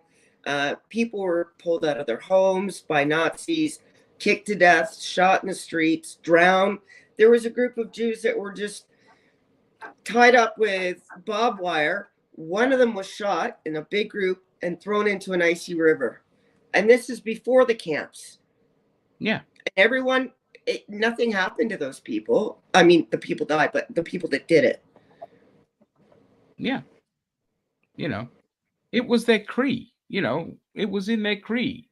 It was Die müssen encouraged. Juden ausrotten. That was their creed. So, anyway. I want to know if my friend made it to the show. If he did, sweetie. I can't see anyone in the comments that would. I want to play this clip as well, just to reiterate what we've been talking about. I want to play this clip from Ring of Fire. Fucking love Farron Cousins. He's awesome. Okay. Repeatedly over the last couple years that the whole purpose of all of the book bans that we're seeing in red states, all of the transgender sport ban, the transgender bathroom bans, all of it is about erasing transgender people from existence. And just in case you thought that that was just hyperbole, maybe that's me overreacting, let me direct you to the state of Missouri. The state house in Missouri, controlled by Republicans with a Republican governor running the state, they went back to session this week. And to start their session, they introduced 7 different bills to erase transgender people from existence in the state of Missouri. Here is the laundry list of these pieces of legislation from Missouri. Macklemore, where are ya? HB 1520 would make the gender-affirming treatment ban permanent and retroactive. HB 1519 would protect from liability any medical professionals who refuse to assist with a gender transition. HB 1674 requires private employers to provide biological sex exclusive bathrooms to employees. HB 2355 requires schools to provide biological sex exclusive bathrooms, locker rooms, and changing rooms. HB 2308 requires schools to provide biological sex exclusive bathrooms, locker rooms, and changing rooms, and creates a legal framework for suing non-compliant schools. HB 2309 eliminates the difference between sex and gender within state law. And HB 2357 requires all public bathrooms to be biological sex exclusive. Now, it's that second to last one that I read. They're legislating science. Okay. Science has told us there is a difference between sex and gender. Like, that's what science tells. By the way, that's not just from me. That is the National Institutes of Health, U.S. Surgeon General, and the American Academy of Pediatrics. They've all said Those two are not alike. So Republicans in ass backwards Missouri have said, well, we don't like that. What if we just change the law to say science actually tells us this? Well, that sounds great, right? And that's what these rednecks did. That's the piece of legislation they have proposed. We're going to legislate you out of existence, which is exactly what I've been warning you about for years now. I was not speaking in hyperbole. I wasn't overreacting. I was telling you what is eventually going to happen. And by God, here it is happening right now in the state of Missouri. Missouri, which, by the way, has a higher than the national average poverty rate. You're not doing well in healthcare. You rank 39th out of 50 states on that. You know, you're in the 30s of all the states in education. So you're towards the back end of education. And this is your priority? 7 pieces of legislation to kick off your new legislative session, all attacking transgender people. These pieces of legislation, by the way, the average everyday person in the state of Missouri, going about their daily life, you know, going to work, coming home, cooking dinner, whatever it is, this isn't going to affect you at all. Your life will not change in any meaningful way. None. You're not going to be economically better off. You're not going to be healthier. None of it. None of this legislation actually makes an impact on your life. The only people it impacts are the people who are transgender. Their lives are going to become more of a hell. Let me read you this because I think this is actually very telling. You have House Majority Floor Leader John Patterson. Now, John Patterson had this to say. He said, I don't think that will be much of a focus. I think if you really want to help kids, we have kids that can't read. 1 out of 5 of our kids are obese. We had 40 kids die of gun violence in the past year. Addressing crime, addressing education. If you really want to help kids, those are the things we should work on. And by the way, that's a Republican. The Republican leader in the state house is like, yeah, I don't want to do these things because we actually have real problems. So kudos to him for admitting, hey, we actually have things we need to do. Maybe let's not focus on marginalizing an already marginalized community, right? But nope. The House Freedom Caucus in Missouri says, oh, hell no. Freedom. We're going to focus on culture war issues. We're going to make these people's lives even worse than they already are. And we're going to do nothing to solve the real problems in the state of Missouri, because by God, folks, that is just how the Republican Party of 2024 operates. I don't care if you have a hole or a pole. I care if children eat and if they're educated and they have a healthcare system. How is that so hard to fathom that those should be your priorities in life as a leader, let alone just a normal human being? And this is happening to all types of people are thinking like this, unfortunately, Chris. Like for a start, I think a lot of people are very attracted to trans women, so they want to bring this law. So do I about Ring of Fire. Spicy bum. And me too, by the way, Rick. I think people are massively attracted to trans women. So some of these trans women are absolutely drop dead fucking gorgeous, and they don't know how to feel about it. And so this is what they do. It is no different to people like Mike Johnson, who's obviously a closet homosexual, constantly talking about gay stuff and wanting to ban gay shit at the same fucking time. You know, it's usually the people who. Sorry. It's usually the people who are attracted to these things who end up fucking repressing themselves and not giving in to who they truly are and accepting these things. And so they decide to say, fuck that, we'll just ban these things instead. Their egos are so fragile that they must destroy people they don't even know, their lives, because they feel so horrible that they might actually find something attractive and beautiful, even if they want to fuck it or not, that they don't feel good in themselves. So they have to destroy a whole bunch of people because their egos can't friggin' take it. And these are the men that call themselves alpha males. Well, it's also guilt by attraction. So they feel guilty that they are attracted to these type of people. You know, how many of them get caught like looking at trans porn? Alex Jones is a prime example of that. You know, a lot of these people, they want it erased. It's the same as the same with like, say, for example, in Islam, where they want the women covered to take away the temptation of man. All right, it's the same with these fundamentalist Christians. They want trans women erased from existence so they don't have to look and fantasize about them. They want gay people to stay in the closets and in private so they aren't tempted by it. You know, it's all this kind of stupid shit. And that's the dangerous thing.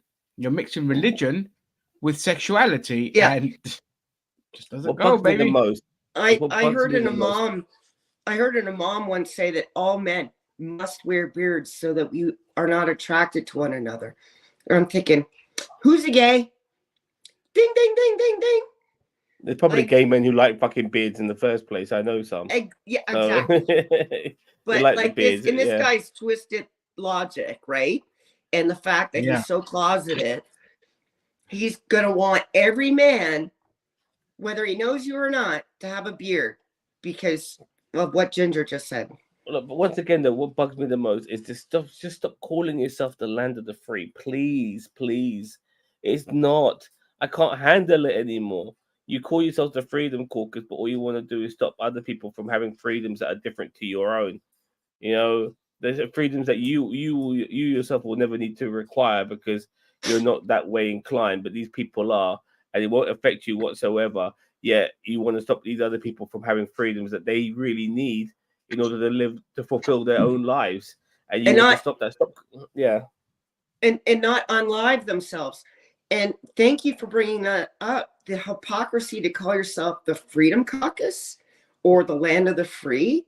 You're one of the least free Western nations that I know, if any Americans are watching, by the way. And not only do these people need this health care, in a lot of cases, if they don't get it, they're going to unalive themselves. Yeah. Yeah. Yeah. Great. This is a very Islamophobic comment. How dare you say it? Yeah, I mean it goes with the territory of religion. Mike Johnson does scare me because he's number 2 to the fucking presidency. I mean, obviously we have the president himself. He's not number 1. He is the president, but number 1 to the presidency is the vice president, and then number 2 is the Speaker of the House. That's Mike fucking Johnson. And this guy with his backwards ideology, I'm surprised he's not a fucking Mormon the way he is. But yeah, I mean, but he strikes me. Yeah. Well, he's an evangelical, the same shit. And he wears a hat like this. It's very pointy and white. He's absolutely obsessed with homosexuality. Like he's spoken about Pete Buttigieg in ways that that you could just tell that he's obsessed with him. He's definitely in the closet. I wouldn't be surprised if he sees red boys at night. So yeah, 100%. And speaking of men that love a good sausage, what is everyone's favorite cuisine in the whole world? King crab. King crab. Ooh, king crab. Lovely. I vary, unfortunately. Like I can't eat, even if I like something a lot. If I ate it all the time, I'd hate it. You know what I mean? It's weird. Like I'm weird like that, but I'll probably. So what's the one food then? What's the one food you could eat that you never get tired of? Is there? No, there isn't. Me? Or him? No, both of you. No, there isn't. Okay. There isn't a food that I could eat religiously and will never not get tired of. I will always get tired of whatever I eat consistently because there's so much shit out there to eat that why wouldn't I want to try it? My body will be craving for something else. There are three things I could eat that I never ever get tired of: stuffed peppers, peaches, and gyros, the proper Greek ones. Oh, gyros. If you have to put them on rotation, that's cool. I mean, I could have 3 things, put them on rotation, and never get sick of them. King crab, lobster, love the gyro. Oh yeah, but the thing is as well, like even just rice and chicken, I eat that all the time. I never get tired of it at all. I have a pepperoni pizza downstairs, by the way. So Mashed potatoes. The Mashed McB. I have potatoes with gravy and sweet corn with some chicken I- chucked in is lovely. I I- can't get tired of pepperoni pizza either. I Have you never ever get had tired. pizza with barbecue sauce instead of tomato sauce on it? Yeah, I do that all the time. Oh It's yeah, nice. Yeah. yeah. But Yeah. I have a pepperoni pizza downstairs. I bought it from this place that does wood oven fired pizzas, and my pizzas are always like thin. I never go for deep pan. I always go for the floppy ones. And yeah, it's nice today, and I'll have some tomorrow. But after tomorrow, I don't want to have fucking pizza for about a week because I'm done. My pizza desire is over. You know, I want to eat something else. That ruins the joke I was just going to tell about pizza and sex. Because I was going to say pizza's a lot like sex. You get it at night, it's nice, hot, and juicy and wet. You love it, but you'll still take it in the morning nice and cold. But if you don't want it a week later, that ruined my joke. I'm sorry. So, like we went to that rib place. You know, I couldn't go there every fucking day. As much as I love that fucking place, Ginger. You know, as much as I love it, I'll be fed up of it. You know what I mean?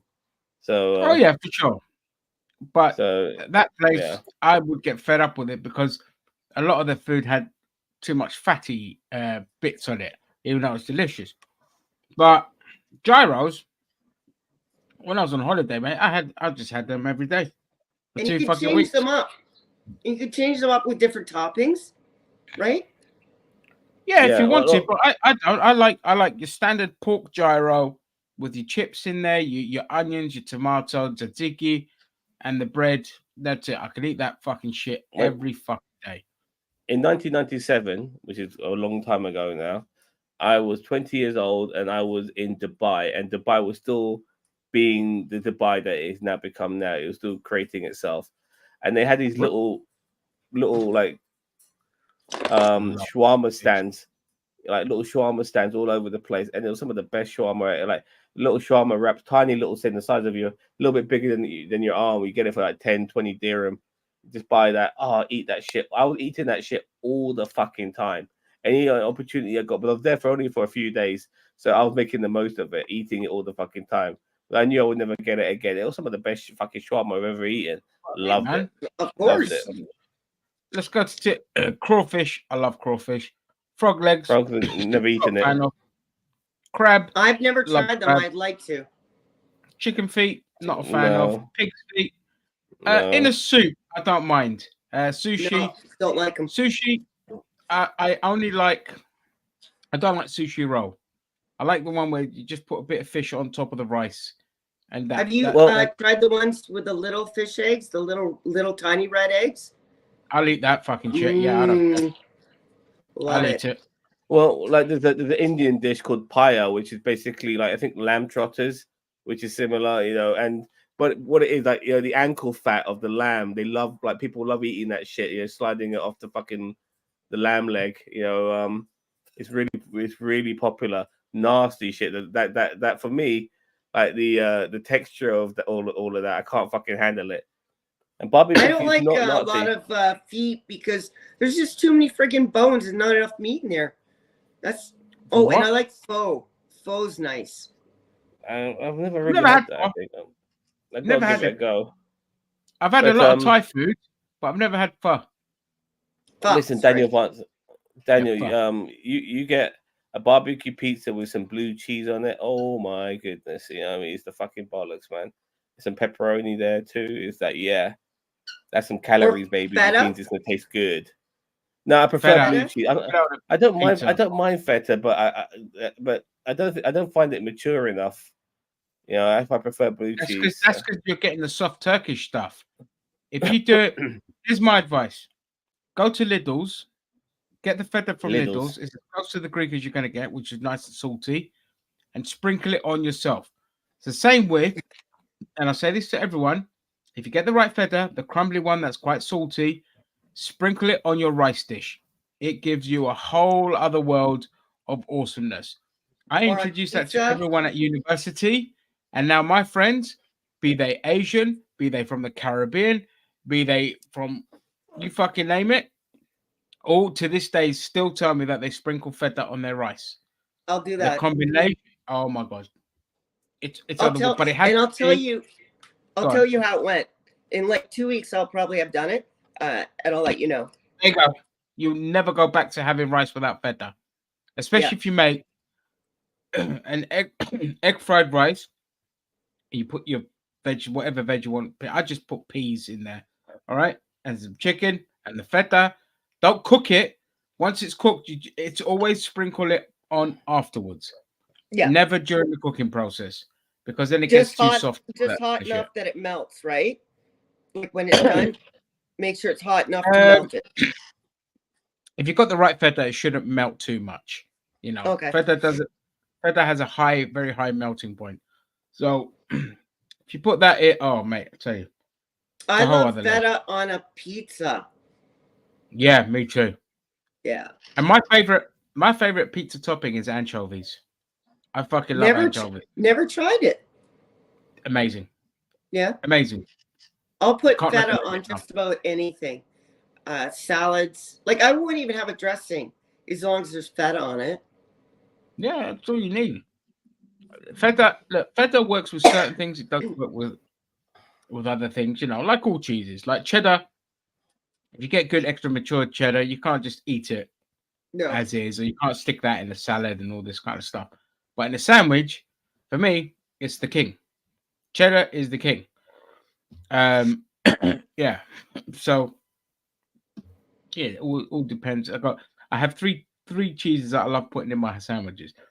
Cheddar number 1, halloumi number 2, and Edam number 3.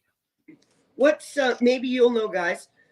There's a sandwich you can get usually in a deli, and it's usually thick with meat in it, and it's I don't know if it's beef or whatever it is. Roast beef. Yeah. Yeah, salt beef sandwich or a Reuben, they're called. And they usually just put mustard on it. Yeah. Oh, yeah, that's a salt beef sandwich or a Reuben. That's the two names I have for it. Some will have sauerkraut. Great sandwich. No, just the meat and some mustard. That's not a Reuben. No, that's salt beef sandwich. Yeah, the Reuben has sauerkraut on it. I love sauerkraut. Yeah, I love sauerkraut.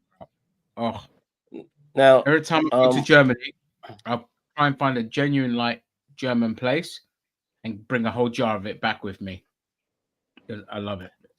Speaking of food, you guys are supposed to send me some prawn chips and some other, like I've never had a Jaffa cake. Oh yeah, I'll give you some. Chris, send us a list of stuff, Christine, and we'll send you. Chris, we can have an unboxing here on the show, and I'll try them. I was planning. Right. I know it's a long way away, but I was planning. Well, sorry, not me, but Santa Claus was planning to send you some treats for Christmas. I just want to quickly show you this. It is Chinese style salt and pepper seasoning, but the container is very similar without the Chinese style. But this is something I get from Tesco's. It's got this salt. Sorry, it's not salt and pepper. It's supposed to be salt and chili. Salt and chili seasoning is like this similar container. You mix that up with some peri peri, and then you rub it into your chicken wings. And then peri peri. A bit of peri peri salt. Peri peri is a spice. Yeah, not the peri peri seasoning. The peri peri salt. Yeah, it's very important. You use that, not the seasoning. Anyway, regardless, once you mix those seasonings together, you rub it into your chicken wings. Cook your chicken wings in the oven, turn it a couple of times, and then once it's ready, you put some honey over your wings and glaze it, so it gives it a nice little glaze. And then the honey basically is a nice counterbalance to the massive salt and chili kick that you'll get when you bite into those chicken wings. I was going to say that sounds very salty. Yeah, you put two different types of salt. Why not just put normal peri peri? I found no, but it's supposed to be salty in the first place. It's a salt and chili wing, but it's not as salty. It's not that as salty as it comes across. It's just a seasoning, regardless, but nevertheless, it works really well, and like I said, like the glaze counterbalances the heaviness of the chili, so it tastes really nice. It's full of flavor. Fucking delicious. I could eat that shit all day, and I'm making it tomorrow, and I can't fucking wait. And Prawn or shrimp chips are great. Yeah, but we're talking like flavored chips. I don't know if you have them there. Over here, they call them prawn cocktail. I've had the prawn ones where they're kind of bubbly and deep fried that you get Yeah, at the shop where you're eating. But I'm talking those about are you prawn have crackers. Yeah, prawn poutine- crackers. Yeah. And then Just you wanna- have the bags of you don't call them chips. Crisps. Crisps. You can call them chips. You're allowed. You're in your own fucking country, mate. You know what I mean? Well, we know what you I mean. want to make sure we're understood as people. Nah, we know. And to When you say connect. chips, we know you mean fries. Prawn crackers. Connect from the heart, man. Prawn I've crackers. had those. Those are good. As we like to call them in England, crazy Manchester United fans. Hey, I love those. I They're just great. let me read TLD's comment here, because you know, like this bit here. You ever use dry shrimp? Yes, I have. I tell you what, when I was in Hong Kong as well, I bought a packet of dried shrimp. Oh my god, it was lovely. Like chimp, there was like crisps, so you could just eat them like that, and they were lovely. But I bought like another packet of dried shrimp where you crunch up and just put on your. I put it in Pot noodles. a Pot noodle noodles. dish. Yeah. Yeah. I was gonna say That was put them on lovely. pot noodles. Yeah. Lovely. Hot honey pizza is becoming more popular around here where I live. Hot honey pizza. Explain. Explain. Well, funny enough, I was watching Gordon cheese and Ramsay, tomato on the base. and he was in Naples, and he showed this one old school pizzeria that's been around for over 150 years. One of his pizzas which used lemon curd, and it was like a dessert pizza, and the guy liked it so much he asked him, "I want to put it on the menu." And so he did, and he appreciated it. But obviously, it's Gordon Ramsay as well. Of course, he's going to fucking want to have it on his menu. But it was such a simple pizza, just made with lemon curd. I like the idea of it. It sounds really Well, I mean, great. that's lovely because it's not a pizza, it's the bread. Yeah. It's the bread and it's a lemon curd on there. It's basically a fucking pie. Yeah.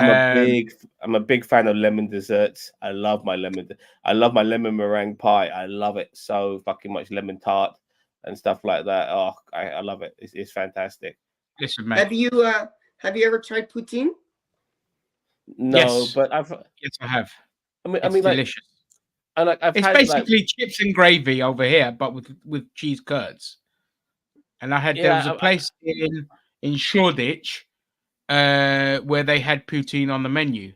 So I tried it and it was poutine. I've had chips and curry sauce. I'm not sure. Yeah. Sorry, yeah. I've had chips and curry sauce. I'm not sure how poutine that is. But next time I go to Canada, I'll tell my fucking cousin to make me some. Yeah. Up north, you know, it's basically cheesy chips and gravy. Whereas in America, in Canada, it's with cheese curds rather than just cheese that was going to melt. And all that. It's got to be cheese curds or it's not poutine. Yeah, it's fucking delicious. Listen, I'll be honest with you. There's not a lot of dishes in the world that I don't like. So, you know. So people said, yeah, you tried. I've eaten snake. I've had snake's blood as well. I've eaten anything I could get my fucking teeth into. I've tried. I've tried alligator. I've tried emu. Emu steaks are delicious, by the way. Fucking lovely. I've never had emu. I've had the other two. Snake and alligator. Yeah. Yeah. I'm pretty snake sure was horrible. Alligator was too chewy. Yeah. But you know, I'll try everything. You know, I've got no bones. I've eaten bugs. I've had ostrich. Oh my god, it was awesome. Ostrich burgers. Yeah, ostrich burgers. Amazing. Yeah, that was awesome. I wish I could have it again. It's been such a long time, over 20 years. I want it again. Bison, caribou.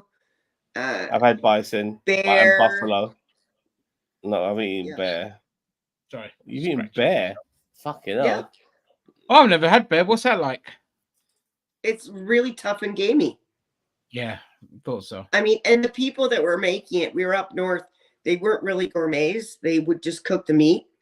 There was no like seasoning or what temperature you should have it at. And the other time I had it, the guy was just a fucking asshole. He's like, "You have to eat all meat rare." And I'm like, "I like a medium rare." no, you'll eat it rare. And it was like the first time. So I thought, I'll better try it, right? Might be my last time. I didn't enjoy it because I'm eating blood. Yeah. Well, it's not real It blood, has but to be cooked a little bit. You yeah. know, that's why I have my steaks medium rare around there. Medium depending rare on for the size me. of the steak. Yeah, medium rare. Medium, That's fine. medium rare for me is just how I like it. Perfect. Yeah.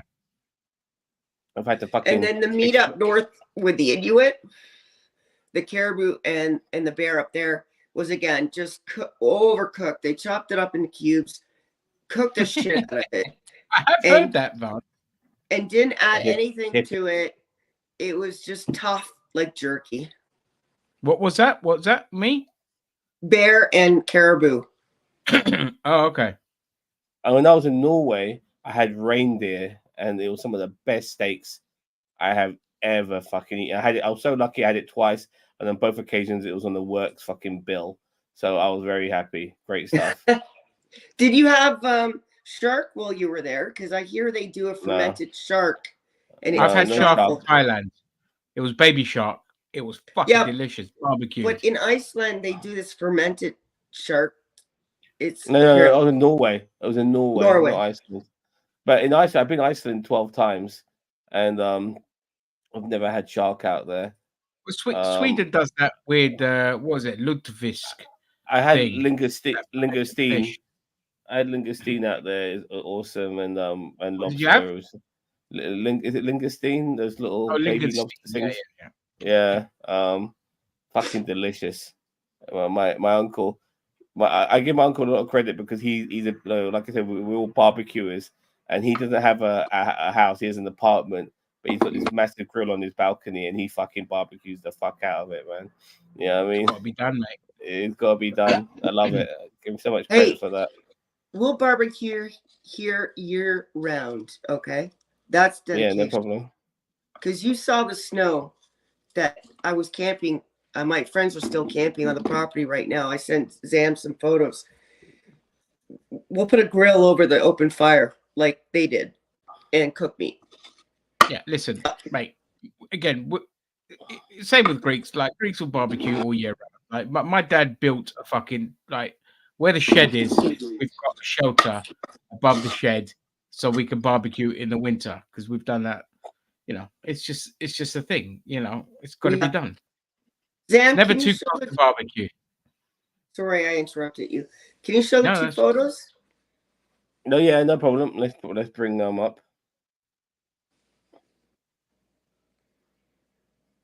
Okay, this is the first one. I just want to make sure I get them. Okay, fine. I don't want to fucking start showing other stuff like my testicles. Yeah, don't show the topless one. Okay, no problem. You prude. Application window. Here we go. Look at this. See, stuff like this. If I was younger and I didn't find it so hard just to get down on my knees in the first place, this shit would be appealing to me so fucking much.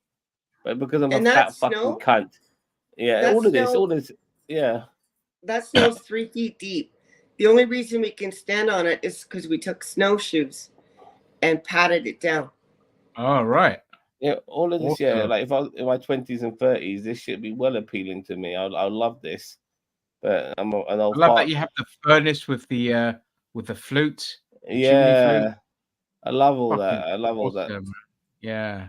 And then look at this shit. You know what I mean?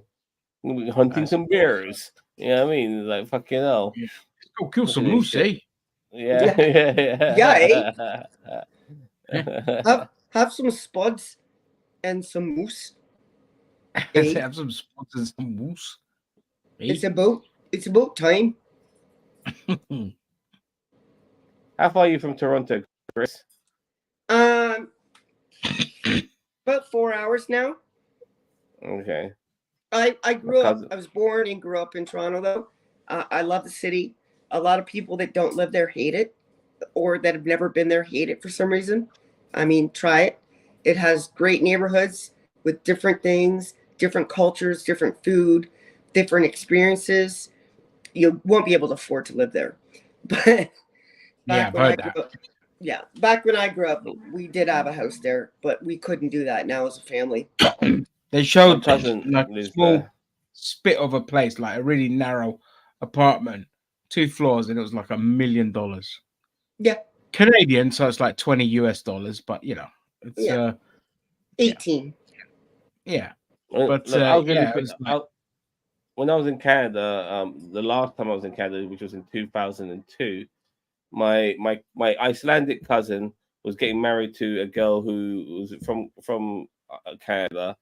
And once all the marriage shit was over and all of that was done, we just, regular clothes, just went to a local bar, just have a few drinks because all of that fucking shit was behind us now. And I remember like getting 2 or 3 drinks in, and then the bar woman behind the counter would stop serving me alcohol because she said to me that I can't give you any more drink because if you get drunk and you fall over and hit your head on the curb, we're liable. And I thought to Yep. myself, that's the sort of shit I would expect from America, not fucking Canada. Yeah, It's and I not couldn't so fucking much believe it. liable money wise. It's liable that you'll be charged with a crime. It's It's not the so most much stupidest the fucking suing. thing ever. It's the most, I yeah, couldn't it's believe it ridiculous. because it's so fucking ridiculous because it's my fault if I fucking hit my head on the curb, not the person selling me alcohol. You know what I mean? It's like if I have a car crash, it's blaming the car dealership for selling me that fucking car. It's so fucking stupid. Yeah, I was so pissed off, man. Can't fucking get drunk there for fuck's sake.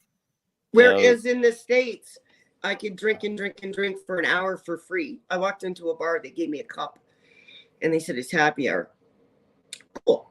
Can I get a free drink? And they're like, no, you can drink free for an hour.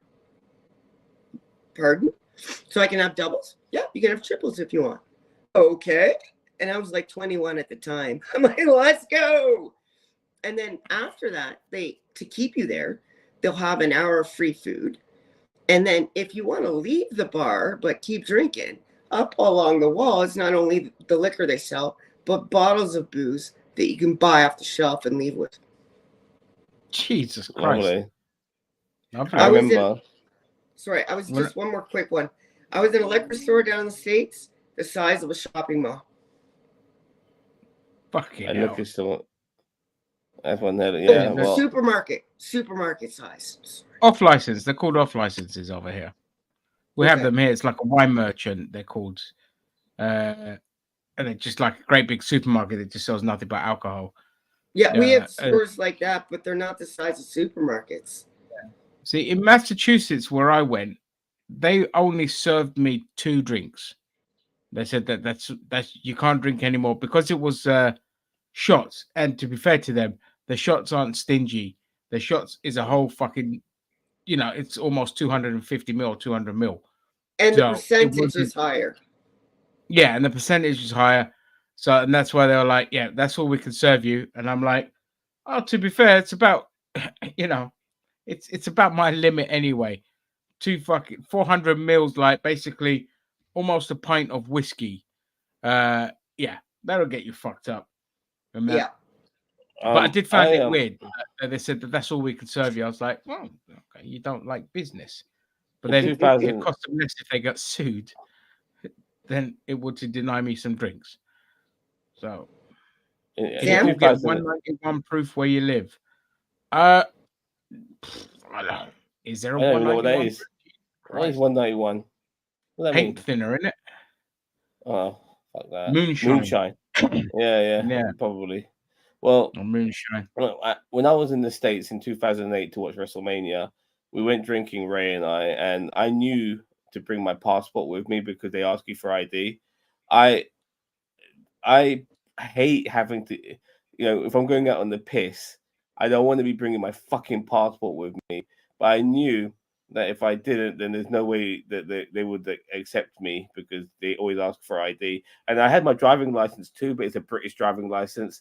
And I wasn't sure that they would accept that. And the funny thing is, before I showed them my passport, I showed them my driving license, and they were cool with that. Thank fucking God. You know what I mean? Because they heard my accent and stuff like that. I'm obviously British. They see a British driving license, like what more can that fucking be? So, but yeah, I was drinking out there. I did have a good time fucking drinking out there in the fucking States. I remember they give you loads of fucking salty things to eat.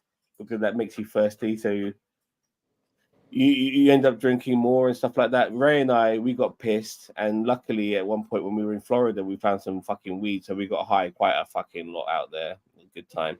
TLD saying, did they do that on purpose? You only have to make an attempt to stop a person from driving away after drinking. Well, I think they were worried because they could hear that, you know, being not Canadian, they can just tell immediately from my talking that they're worried about maybe having some international incident. And I wasn't driving, obviously, because I'm in Canada. I'm you know, even if I was drinking, I wouldn't have driven. Even if I was driving, I wouldn't have driven if I knew I was drinking anyway. So, but it just came out of the blue. It was the most across the pond fucking thing I've ever experienced. Well, you know to be what I mean? fair, it It's doesn't like happen a lot. Yeah. It happens. It doesn't happen a lot, to be fair. Yeah. Yeah. It's just so stupid. It's just like so silly out there because regarding the reason why I brought my ID with me, but I remember when in 1996 when I was just like still a teenager, like we went to Atlantic City, and my parents and my cousins' parents, my uncles and aunts, all having drinks and stuff, and they wouldn't serve my dad because he didn't bring his passport with him to prove his age.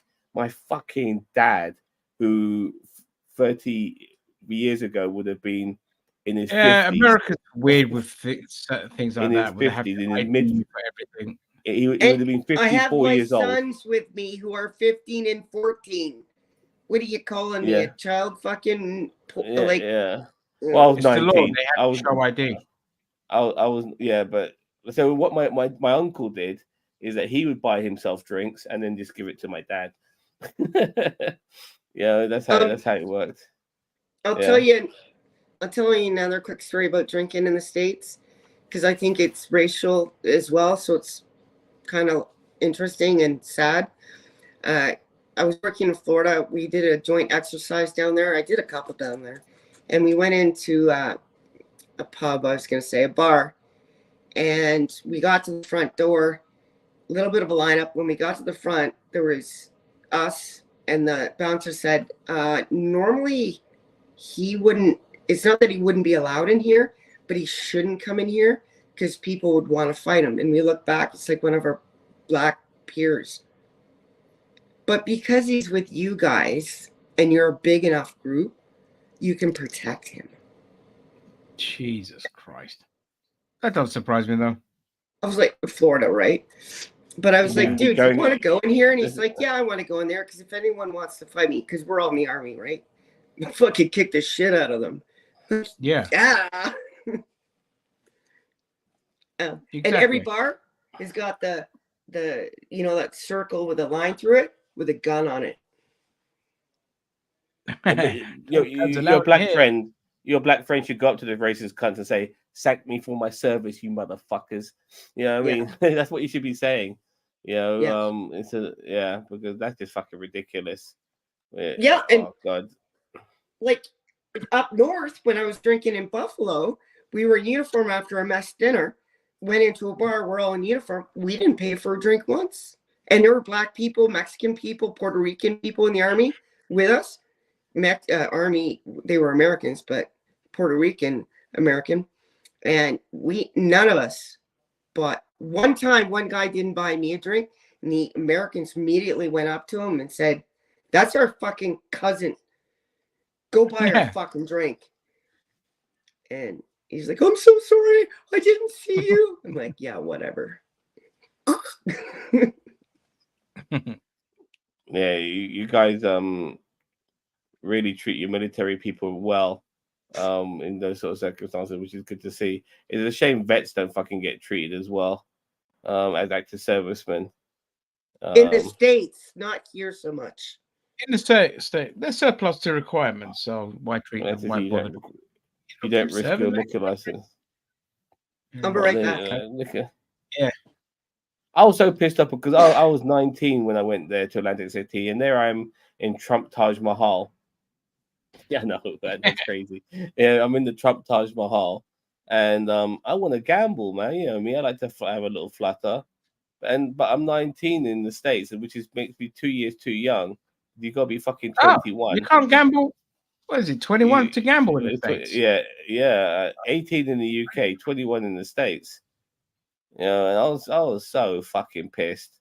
You know, I was so, but and like security would pick up on us straight away and kick me out and kick my cousin out and all this sort of shit. Yeah. It was vexed. I was vexed. Frustrating. Some jobs are weird about ID. I know and I've seen people lose job for not ID now. People, yeah, of course, you know, because they could the other person could turn around and file a complaint saying, "Hey, they meant to check ID. They didn't check my ID," and that would land the bar in the shit. So I'm not surprised. I'm absolutely not surprised. Now you have to scan your driver's license to buy alcohol. I don't like that.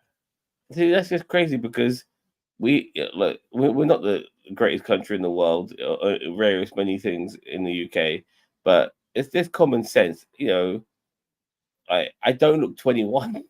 Neither does Ginger. Neither do a lot of people. Like I should, or 18 even. Sorry, but we have like lower ages of legality here, so I should be able to purchase things just through that, you know, that sense of common sense. It's ridiculous. It's absolutely fucking ridiculous. The British laws in this country make no fucking sense because it's 18 to drink, okay, but a lot of the supermarkets and off license are saying if you're under 25, we're not going to serve you. There are bars where they're saying if you're under 25, you can't come in. It's just like, oh well, okay. No wonder young people don't fucking drink as much anymore.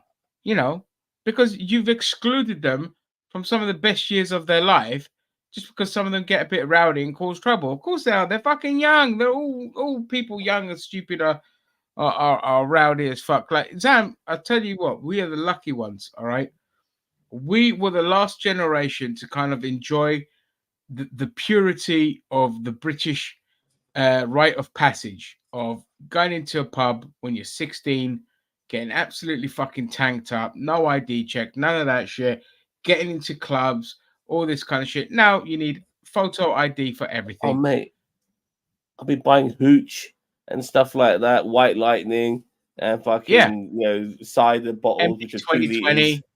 Oh my god, yeah, all these sort of things. You know, WKDs later on in life. You know, what I mean, all of these. Oh man, and it was just so easy. Smirnoff Ice. Oh my god. Yeah. And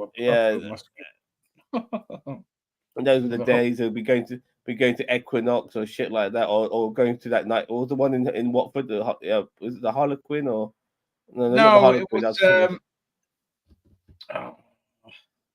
Oh god, they both look the same. The Watford one and the Equinox. When you go inside, it's like the same fucking nightclub. They were owned by the same company. I can't remember what the. Oh god.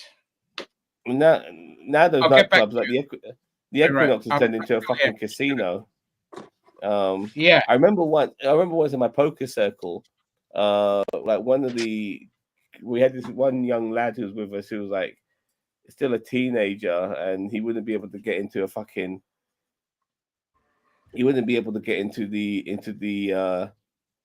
casino, but he was just too young, and you have to probably prove his ID.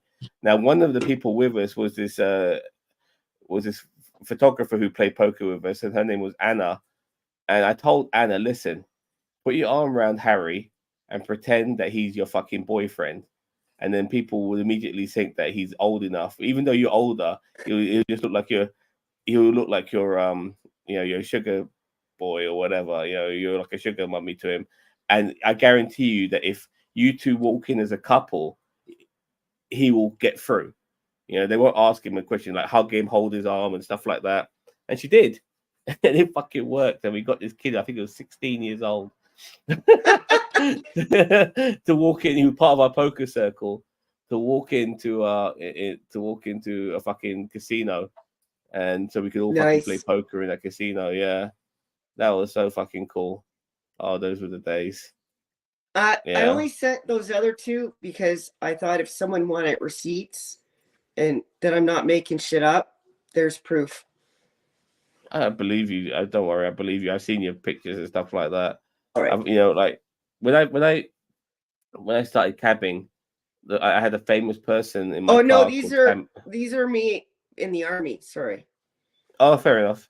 But yeah, look, what it is, like when I started cabbing, I had my first celebrity like 10 years ago. His name is Samuel Eto'o. He's a soccer star, really, really famous soccer player. And I couldn't believe I had this guy in my fucking car. And so I had to not just tell people about it, I had to prove it. And so after we got to his destination, I asked him if I could take a selfie with him. And he said yes. And so I took a selfie with him. And then I posted it on Facebook. And the great thing is that I've had lots of celebrities, and some of them I've taken selfies with since, like the late Ray Stevenson and so on. But because I took a selfie with Samuel Eto'o, I never had to prove again that I had somebody famous. When I told them I had a famous person in my car, they would just take my word for it. You know what I mean? So, which was really good. And some of these people are famous only in the UK. Some of these people are famous worldwide. I've had people like Maisie Williams. Do you ever watch Game of Thrones? Christine. Are you talking about your sex taxi adventures? Not a sex taxi, but just you're mute, Christine, by the way. You're mute. Yeah, I muted it again because you're cracking up, and I thought maybe it was because. Okay, let me get a bit closer to my mic. But did you ever watch Game of Thrones? Yeah. Yeah, I had Maisie Williams, who played Arya Stark from Game of Nice. Thrones in my cab. Yeah, she smokes like a fucking chimney. Really? Yeah, she does. But I've had That's horrible. You shouldn't smoke, kids. I've had like three soccer stars in my cab. One of them was just a few weeks ago. He wasn't that famous. His name is Neil Lennon. He's more famous for being a manager now than a soccer player. But I told him, I remember you when you played soccer. There's a guy called Ian Rush, who's like a legendary Liverpool player back in the 80s, and obviously Samuel Eto'o. I've had loads of Hollywood actors like Dominic Cooper and Ben Wallace, and obviously Ray Stevenson. I've had him twice in my car. And Dominic Cooper brain broke with my username. Remember? Sam, I've got a question about football. Yeah. There's a guy named Jamie, and his dad was a coach.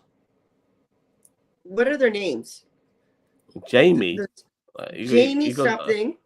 Oh, hold Redknapp. on. Redknapp. Jamie Redknapp and Jamie Redknapp and Harry Redknapp. Jamie Redknapp is a fucking moron. I said it. Oh, really? I said it. I thought he was one of the football nice guys, but he's a moron. Please tell me why. And no, he's not just a moron, but he's selfish too. I watched a show. It's a sports show that was James Corden hosted before he went over for the Late Late Show, and he had that really nice Frankie guy that was the bowler for the British cricket team, and he would be the captain on one team each week, and then Jamie Redknapp would be the captain. You mean Freddie? You mean Freddie? Yeah. Freddie Flintoff, but his real name is Andrew Flintoff. Yeah. Okay. So every week they'd ask the name questions. of the show was on Sky Sports, Sky One. I can't remember. James Corden as the host. I don't remember. Anyway, go on. No, it's fine. You describe. Okay, so every week each team would have two guests, and they'd have to answer different questions.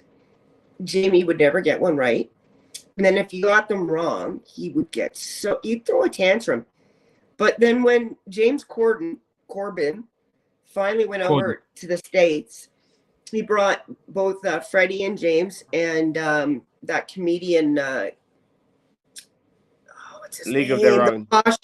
The posh guy. The posh guy with the black hair. He's really thin. He's a stand-up comedian. Jack Whitehall. He was trying to crack America recently. Yeah. The three of them went over there to do a special with James. So what they're doing is they're going basically state to state, doing different sporting events, but just sort of clips. Like in the middle of a football game, they went out and tried to kick a field goal. They swam from the rock. They were going to swim from the rock to shore, the jail, but they basically just went a kilometer out and let them swim in. And James was having a lot of trouble swimming back, Whitehall. And Freddie went back to get him because there's a competitions and they have to win the points. And Freddie's like, come on, we need help. Like, he's like, no, I got to win. He had to get to shore to be first. And, Whitehall was struggling. If he didn't get the full points for something he thought he deserved full points on, he threw a tantrum. He's just very competitive. Yeah, Jamie Redknapp is, unfortunately, his career was plagued by injury, so he never kind of got to become like, an all-time great. I don't think he ever won a trophy in his career, did he, Zam? Well, he did, I think, in 2001. But maybe for Liverpool. And I'm sure he has to live up to his dad. Oliver Giroud or whatever what was the name of that manager that had the French one where they did like about 5 trophies in one season? Gerard Houllier. Houllier, there, that's it. Yeah. But he's just competitive. That's nothing. Yeah, he's just competitive. That's all. But I can see that to a point. Selfish, self-centered, like all footballers. They're all the same. Most of them are just entitled. But Freddie wasn't. Freddie was an angel. He's a cricket player. There's a difference. Yeah. Cricket players are mainly just racists. Not Freddie Flintoff. No, the upper class toffs. They're upper class toffs. Eating schoolboys, some of them. I've had David Gower in my car, by the way. Nice guy. I've had 3 cricket players in my car and 3 footballers. David Gower would be the most famous. Yeah. Footballers are just, most of them are just fucking, because they were born into poverty and then they've just got really rich, really young, and they have everything thrown at them. And it's a standard, like a lot of actors and all that kind of shit. Right. But his dad was a coach and then a manager, I think. So I think maybe he also felt he had to live up to his dad's career, maybe. That could be it. Well, he was a better player than his dad was. Jamie Redknapp never chose to be a manager. People thought he might go down that route, but he just didn't want to. But no, I mean, Harry Redknapp's nothing to... He does punditry now, so that's what he does. Yeah, that's his main celeb thingy. His dad, like, he was a decent manager, but he's only won, like, I think, what was it, 1 FA Cup his whole career? I can see how maybe. Jamie... That's what he won the FA Cup with Portsmouth. Yeah. But Jamie might feel the pressure to live up to what he thinks his dad is. So maybe that was it too? No. Harry Redknapp's not that way inclined. Harry Redknapp's your classic dodgy Cockney manager. Yeah, because that family, like, Jamie Redknapp's got a cousin called Frank Lampard.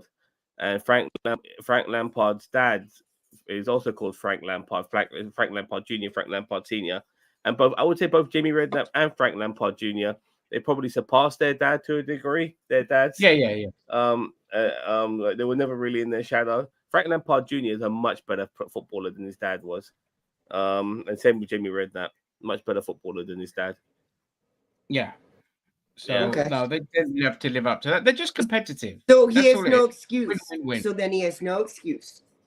No excuse.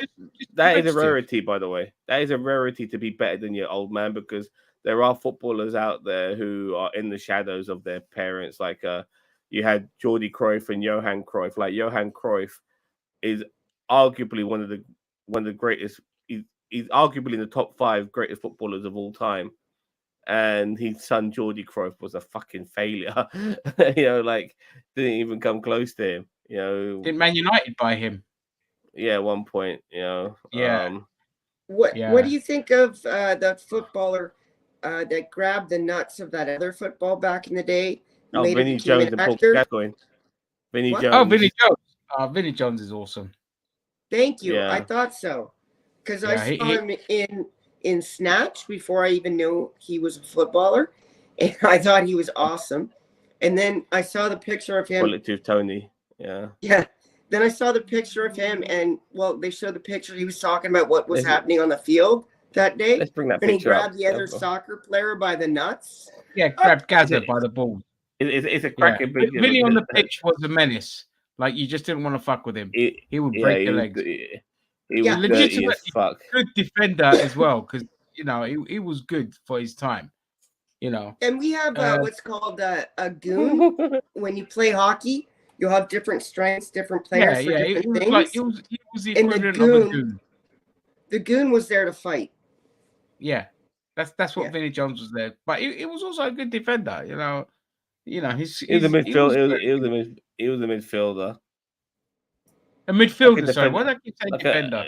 he was like a defensive midfielder, I guess. Yeah, yeah. I think this black and white picture shows it the best. Let's see if I can infamous picture.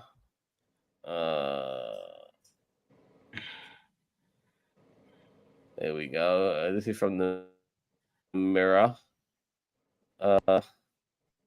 It's an absolute. I mean, look at both players, not just Paul Gascoigne, but Vinnie Jones as well. Look at that. Look at that aggression in his fucking face. All right. Come on, Not yet. Shit. There we go. Not Yeah. Hold on. There we go. Like he's really getting his hands right in there. You know, Yeah. So. And the Yeah, luck, that's That's it. eh? He wouldn't even get play for booked for that. Wimbledon. I think Yeah. he's Oh my hilarious. god. I've heard him in interviews and stuff. I just love listening to him tell Oh, stories. he's legit awesome. All right, so my mum's friend, she, you know, had a great career her whole life, done very well for herself, has a big house out in Hertfordshire, and she leases her house, for filming. So there's a lot of Vinnie Jones films you'll see, like, and a lot of the films that he's been in, they're not great films, but you know where he's in the house, that's her house. So she knows him very, very well and personally. And she just said, yeah, he's just such a lovely bloke. He's got all the time in the world for everyone, happy to talk to anyone. He's very easy to work with as well. Like directors like, do this, do that. He's like, yeah, whatever, no problem. Mean Machine, dude. That was awesome. I like Mean Yeah, Machine I was great saw that film. after. That was a great film. Which is an alternative version to The Longest Yard. It was basically the British version of that, Yeah. which was it's a really good film. Yeah, Probably his because best once I saw him in performance. Snatch, I looked for other films with him in it, and then I really enjoyed that one. Yeah, because like that's the only film where he played the lead. I can't think of any other film where he's the lead role. And He's played the lead role in quite a few films, but not a high caliber film like that was. Like a legit a remake of an American film kind of thing. And done well. Yeah, even better. He had a very good supporting cast around him to basically carry him in that film. His supporting cast was superb. So was it Danny Dyer in that one? Danny Dyer, yeah. He had a lot of like some really good like British stage and comedian actors in that from like shows like The Real McCoy and stuff like that, and they were in other stuff like Snatch and Lock, Stock. You know, some of those actors were in that. Oh yeah, that's right. Lock, Stock, and Two Smoking Barrels. Yeah. Yeah, that was his debut movie where he I forgot the character he played, but he played like a debt collector. Yeah. You know, and yeah. But, that was great. You kind of realize how much he shit the bed when he played Juggernaut in X3 and like that one line, you know who I am? I'm the Juggernaut, bitch. It's like, oh mate, you really did not sell that line at all, you know. And like, when the Americans are laughing at you, then you've ruined it, you know. So yeah, it's not his fault. No, he's the type of guy that when he plays, sorry. No, that's all right. When he plays a hard man, you know he's a hard man. So that kind of helps sell it. But the thing is, he's a legit hard man. Yeah, he's a legit hard man.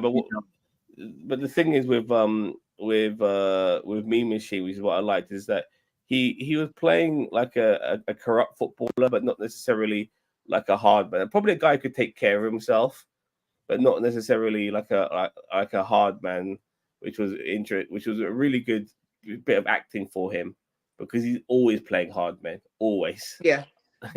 Yeah. So my favorite scene is the scene in the bar when the three guys come up to him and try and pull guns on him. Oh, yeah, Bullocks and Tony, yeah. Yeah, he's like, Yeah. since it says replica on the side of your weapons, boom, and it says .50 or on mine. That was his best monologue in film, in my opinion, where he goes, so you're the big prick, and those are your two little balls, and Little you think you balls. found pussy, and you think you found pussy and stuff like that. But then you realize that's not the case, and he goes like a prick, you're shrinking, and they really were. Like, it's so funny, and your balls are shrinking too. It's Pull like, it oh my up. god, this is so We'll funny. get And copyright. it's so accurate and it's so funny. And I'm like, Yeah. that, and I thought to myself, wow, Vinny, you absolutely fucking killed it with that one. Or You know what I mean? when he tells the American, pull up your socks. Boom, Yeah. boom, boom, boom, through the wall. Yeah. And what's his name? Boris the bullet dodger, who's hard to kill. Like he's shooting him, and like he's not dead yet. He goes, "Don't take the piss now, Boris." And he finally. I was gutted when they killed off his character in the film, but apparently there's a deleted scene where he doesn't die. He's left for dead, but he's not dead. He's just out. So yeah. So And it really pissed me off. That Who film ended didn't need up a killing sequel. him? Like the guy that killed him, the character, that pissed me off that it was him. Dennis Farina, yeah, I was happy that he was in that movie. That film is awesome. That's Guy Ritchie's best movie. He peaked after By one far. film. By far, yeah. And his second best is Lock, Stock. Without a doubt, those two. His first two movies are his best movies. I could still Either watch or Snatch for today me. and have. But I can still. But what the good thing about Snatch is like one of those films where it's got a plethora of different characters. There's no, I mean, even the Turkish Jason Statham's character is the lead. He's not, there's still other people in there who are all significant, and they all play a part. There's some people who don't even meet each other in the fucking film. You know what I mean? Which is pretty cool, but they're all connected somehow.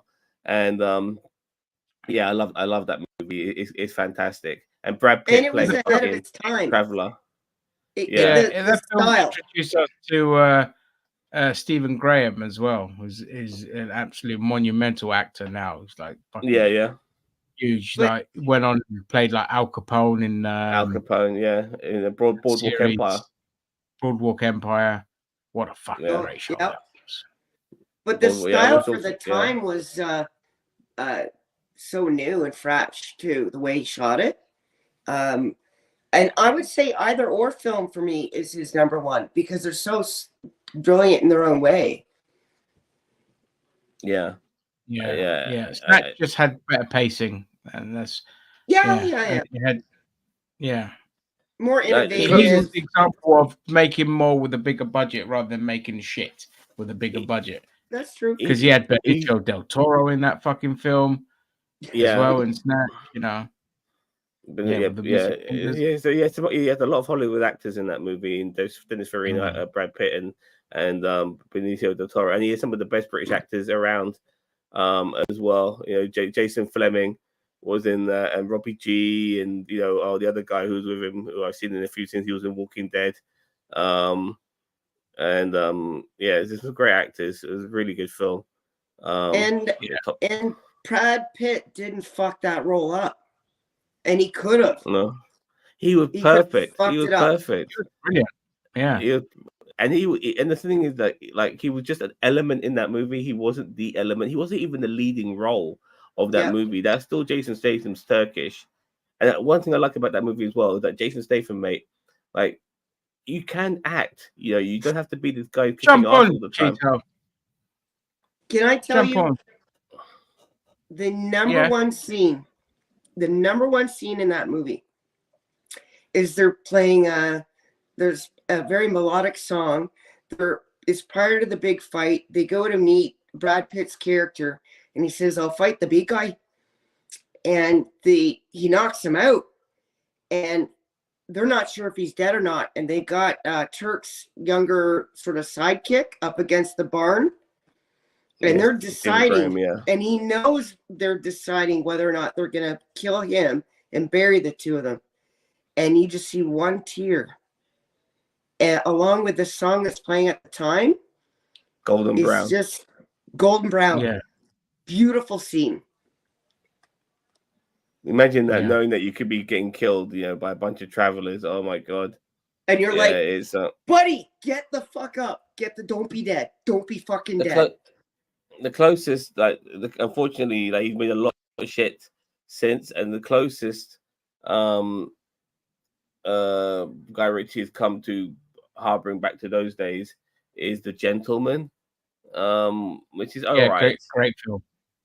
I thought it was Yeah. okay. I didn't mind. I didn't mind, but seeing I like Matthew McConaughey, so seeing him in that role, as a Texas drug dealer, living in England, it was pretty cool. That's the thing with Guy Ritchie. He's just made so much fucking shite. Did he do Arthur? Like he made like a King Arthur film or Robin Hood King film? Arthur film, awful. Castaway with David Madonna. Beckham in that. But you know my what? God. If you don't take risks, you're not going to have outstanding work at all. Because you're not Well, it's taking not the that risk. he didn't take risks. He became too bland. His stuff became bland. Yeah, Samey. it became overproduced and people wanted to like interfere with Yeah, her. But I'm saying if he didn't try, even though we have shit from him, but if he didn't try, we wouldn't have the 2 golden pieces, right? But, well, it's also just get my focus. It's not just that as well. Is when he lost Matthew Vaughn, who was his producer, that's when his stuff went to shit. Whereas Matthew Vaughn, you've seen he's been very consistent with his stuff, from X-Men First Class to the fucking what's that spy film that he did, Kingsman, things like that. Yeah. And other films that he's done as well, like the Kick-Ass films as well. So like Matthew Vaughn's been very consistent with his stuff, whereas Guy Ritchie isn't. That was Guy Ritchie lost his right-hand man when he lost Matthew Vaughn, because he went on and did Layer Cake, which was a fucking spectacular film that introduced the world to Layer Cake that. is awesome. Layer Cake is so good. Watch Layer Cake, Christine. Oh my god, it's so. I think I've good. seen it. I think I've seen it, man. Layer Cake is good. It's awesome. Yeah. Yeah. But yeah, I mean, Guy Ritchie. You thought that would be a Guy Ritchie movie, and it isn't. Got some great actors in there as well. Cousin Cheetah, watch Layer Cake. It's got Cole Meany in it, who plays Chief O'Brien from your favorite DS9. So that gives you a reason to watch something outside of your comfort zone. Which is also Cole Meany, man, what a great actor! I remember seeing him in Con Air. So it's the first kind of role I'd seen him outside of Star Trek, apart from The Commitment. And I just thought, this guy's fucking spectacular. He needs to be the whole more. Cast, the whole film, the whole cast. Con Air. Oh yeah, Con Air's a classic, man. You know what I mean? And even though what's his name was the lead role, and I don't particularly like him, it's still Nicolas Cage. Yeah. So, hey, Zam, just put up the one with me with the gun, please. I want to show Ginger. A picture of you with a gun. Did you send me a picture of a gun with the rifle? Oh, mate, you should rewatch Layer Cake, Rick B. No, you've only sent me 2 pics, Chris. Okay, let me try. Is that you with a gun? I can't tell. Is it so small? Is that you? Oh. No, that's not even you. That's somebody else. There's 2 dudes. And now I'm zooming in. And the other picture is a guy in a tent. Okay, well, you know what? I'll double check. I'll be right back. Was that you in the tent? No, that's you in the tent, but there's no gun. No, that's not even you. I can't even. No, I tell. didn't send you. Just let me double check. Oh, that came out in 2000. I was just looking at Layer Cake. That came out in 2004. Yeah, mate. Yeah, 20 years ago. Got Sienna. Tom Hardy had a role in that, playing some Eton drug dealer. I had the hots for Sienna Miller, man. Oh my god, she's still gorgeous. Yeah. What a great, beautiful actress when she is. Like, even as the Baroness, she was hot as fuck in that. In G.I. Joe, that's such a terrible movie. It's awful, but she's in black leather, so I was happy. Yeah, there's still the two I sent. One is still uploading. The other one I wanted you to show even hasn't started, so don't worry about it if they show up or not. If the one with me with the rifle does show up, I'd love to share it because it's fucking awesome. Sorry, go on. The other one doesn't matter. And there's a lot of big actors in thingy. Tamer Hassan, I've had him in my cab. Oh yeah, Yeah. Tamer Hassan. He dropped off yeah. massively, man. Yeah, well, yeah, he was a bit typecast. He's in the 50s now. He's a bit Yeah. typecast. He's always playing heavies, you know. Yeah. Maybe in stuff like The Business and Football Factory and any sort of British gangster movie, he was pretty much in. Yeah, big Yeah. guy, It by was the also way. in Big, Meat Machine as well. That's what kicked off his career. It was Yep. Mean Machine. Oh, I liked Mean Machine. Yeah, it's Tom great. Hardy wasn't it? The I late like- Michael and- Gambon. Yeah, That's Mark right. Gambon, wasn't it? You guys watch Luther? No, I don't. Yeah, I've had I tried to get Tamer into it. Hassan in my cab. Long time ago, maybe about 7 years ago, I think. Thinking about it, 7 or 8 years ago, I picked him up from City Airport. And the funny thing is that the name on my name board wasn't his name, but he recognized the name on my name board, and he knew that I was supposed to pick him up. And then I was hoping to have a conversation with him, but within like 2 minutes of being in my car, his phone rang, and he was on his phone for the whole fucking journey, so I couldn't even chat to the guy. I knew he'd be easy to talk to, but once he was on his phone, he never got off his phone until I took him to his destination, which I don't remember where the fuck that was, to tell you the truth. I forgot where I dropped him. I only remember where I picked him up from. You could literally have a Rolodex of where people live, Sam. Yeah, Well, it's I the guess company they work for, like Addison Lee. They're like, you know, Like, I think they're number one for like that. I've kind had Jerry. of high. Yeah, I've had Jerry Halliwell twice in my car, and yeah, she. I know where she lives, but I won't mention that. But the first time I picked her up, she was I know where heavily she lives. pregnant. Me and my dad did the coving in her house.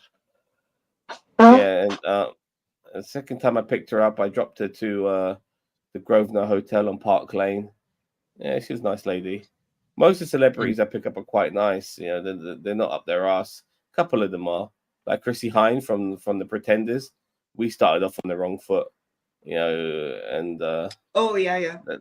that I was so gutted about that because it's fucking Chrissy Hine from the fucking Pretenders. I stand by you. I won't let nobody hurt you. You know, that song is a karaoke fucking classic. You know, and I had this woman in my car. I was hoping to take a selfie with her, but she fucking started choking on my goddamn fucking air fresheners. And I knew after that the selfie was not going to happen. You know, so yeah, that was a shame. But she was a bit of a battle axe as well, unfortunately. But that's how it goes. Was she like your typical Karen? Not too much, but she was complaining about the air fresheners and stuff like that. And you know, like I wasn't going to throw them out my car, regardless of who she is. I hate car air fresheners. I hate them. They give me a headache. Perfumes in general. Me too. Give me a headache. Yeah. I would have said the same thing to you. I would put them in your glove compartment. But you saw what they were. They were not like they were just like that jelly bean thing. You know what I mean? But I put them in my glove. Yeah, you could just ask politely. You don't have to be all bitchy, but you can just say, you know what? Can you just put those in your glove compartment while I'm in the car? Yeah. Yeah. That's what it is. I said the same with my friends. I said, please put your things in a glove. I don't know how you like that fucking shit. It's so strong to me. Like I got a very sensitive nose. I'm like a dog, man. I could sniff shit like fucking like crazy, and it gives me a like massive like bang right there. It does my head in. I don't want your birthday, mate. I hate birthdays when you're 1 year closer to death. No, you can keep it, mate. I don't want it. Anyone want it? No, that's all right. I just had mine a month ago. I'm giving away snow. Yeah, she's giving away snow. The snow you put up your nose. Yeah. Not the good stuff. No. Yeah, and like I said, one of my best celebrities is Ray Stevenson. He's awesome. What would I've seen that guy in? You would have seen him most recently in Star Wars Ahsoka. Did you ever watch the series Rome? Oh. Black Sails? Did you watch Black Sails? No, he played Blackbeard in Black Sails. He played the Punisher once in one of the Punisher films. He was also in the other guys. He played the villain in that with that's the Mark Wahlberg and Will Ferrell film. Oh yeah. And there's so Steve Coogan. It was Steve Coogan's bodyguard or something, wasn't he, or something like that? Something like that. Yeah. And he played an Australian, and he told me about that role because they said just a few days before they started filming, they said let's make him Australian, and so they did. You know what I mean? So, which was pretty cool. You know, like he also plays a Volstagg in the event in the 4 movies, the MCU, and when I had him the second time in my car, he told me that he's only seen he hasn't filmed Ragnarok yet, and he told me that he was about to film it, but he's only seen his lines for his scene. So which is unusual. I never knew it could be like that for actors, but I guess after so much stuff being given away by other actors.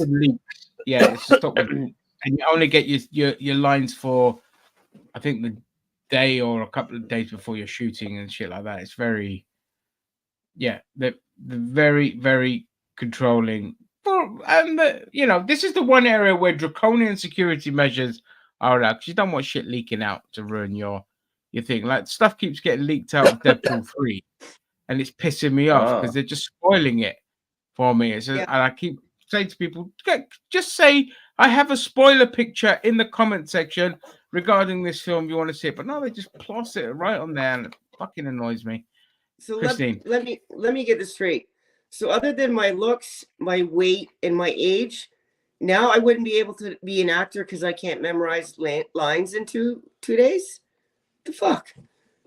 Yeah, sorry, love. You're gonna have to wait for that Oscar a couple of more years. Chris, I'm going to show you. You want me to show that picture of you with you in the military? Just the one with me with the rifle, if it's there. Yeah, no, Chris, you look fucking hot in this. Thank you. Man. Oh yeah, baby! Look at that. That's my look cool shot. Queen murder. I'll be honest with you. You almost look like you're in the IDF. I hate to say it. Yeah.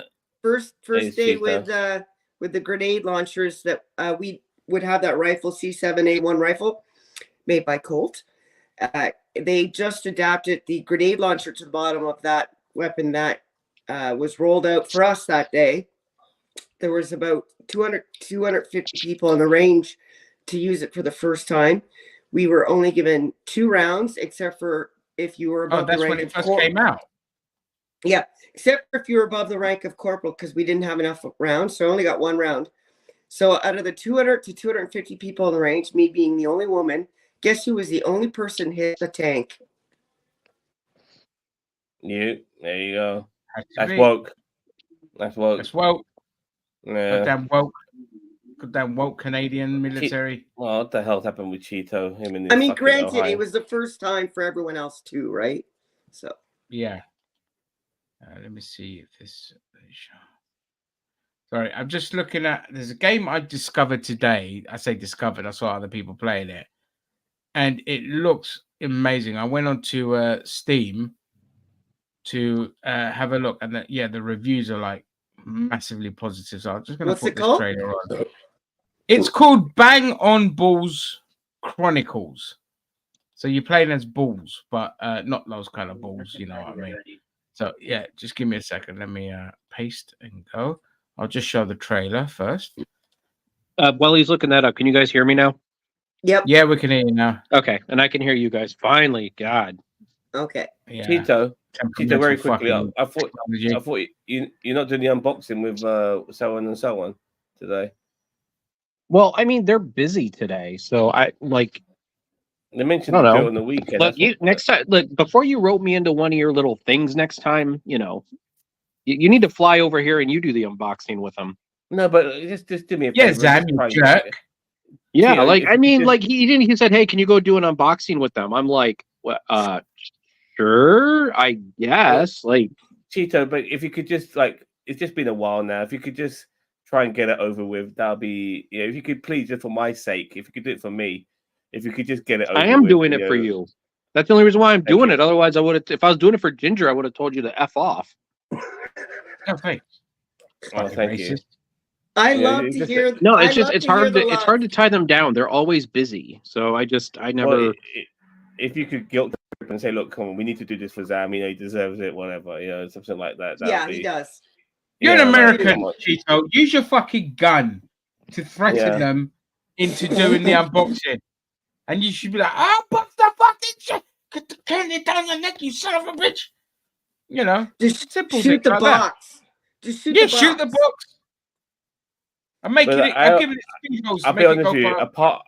A part of me is regretting that I gave him anything in the fucking first place. I should have given it to somebody who would have done it by now instead of fucking keeping me waiting for so fucking long. Like it's annoying. Cheeto, so you let the side at least when I sent you some shit, Cheeto, you did it straight away with your whole fucking family too. And I really liked it. So, but anyway, it's how it goes, I guess. Oh, sorry, it's not Cheeto you're complaining about. It's the other guy. Yeah. Oh, well, there you go. Yeah, if someone takes the time, energy, and money, fucking do it, right? I'm not telling you, Cheeto. I'm just saying to whoever is not doing it. Yeah. It's hard to find a time where all of us are free because they're always busy. I'm busy when I have the kids. So that's what I'm saying. It's like 4 minutes of their time to do an unboxing. That's it. Just stick the camera in their face, tell them to eat the fucking stuff, let them know what they think, and that's it. Move on. Next time you're at their house, by chance, for whatever reason, okay, we're taking 10 minutes. Sit down, film this bitch. Oh, it don't take 10 minutes. You kidding me? Going through that box Zam sends people? No, it's not 10 minutes. Yeah, it's a big old box. Okay. But yeah.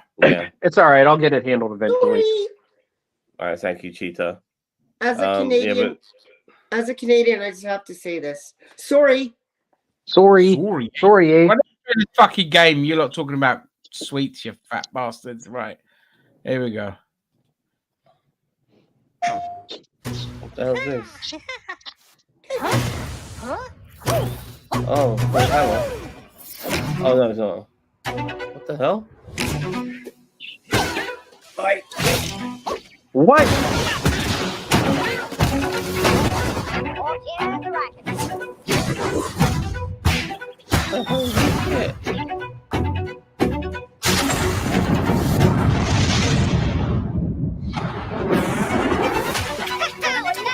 Oh, there's a rocket. Game of the year.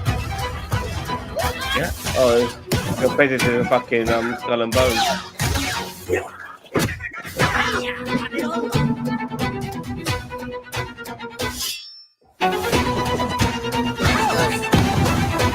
The angry chicken.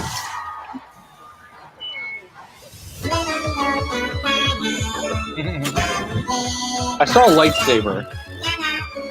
Yep. Got it all. Oh man, this game is Japanese as fuck.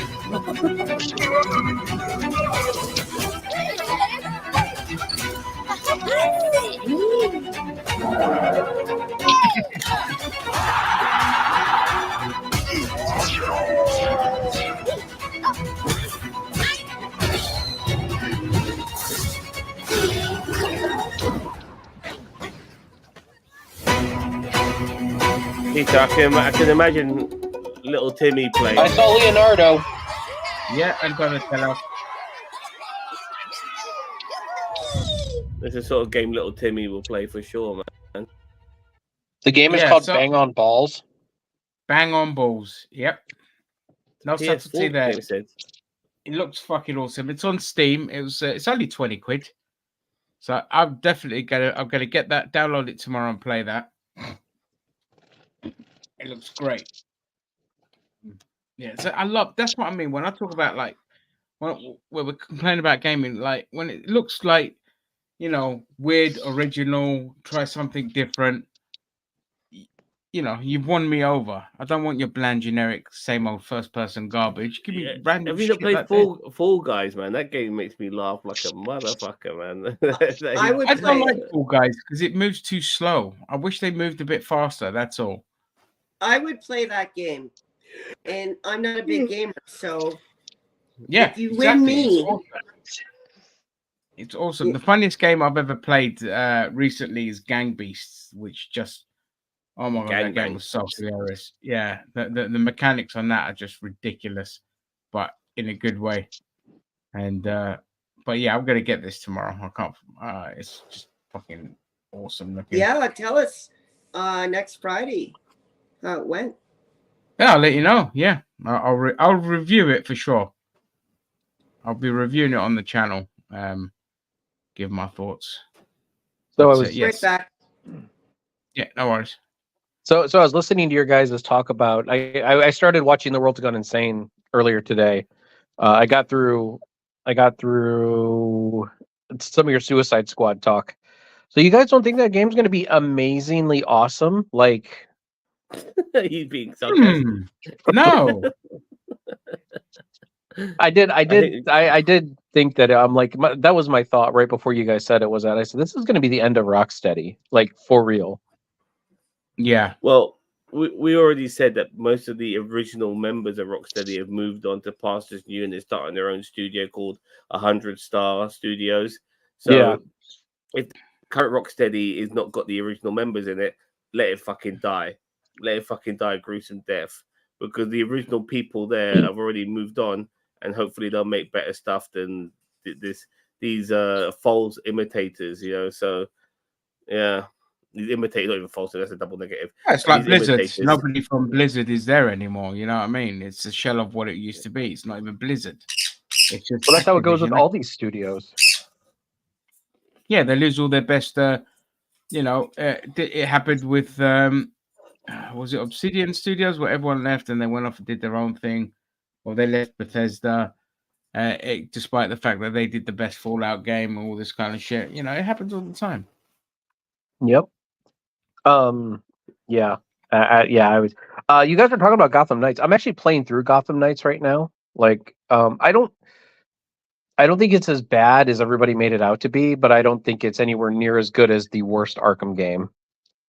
So yeah, it's not. It's just a bit empty. It's a functioning game. It's just bland. You know what I mean? Yeah. It's just bare. Yeah. That's although they had the balls to kill Batman. Spoiler, by the way. Spoiler. Yeah, spoiler right at the beginning of the game. Got a question for you, Christine. Want to read it? Can you read it? Can you see the comment?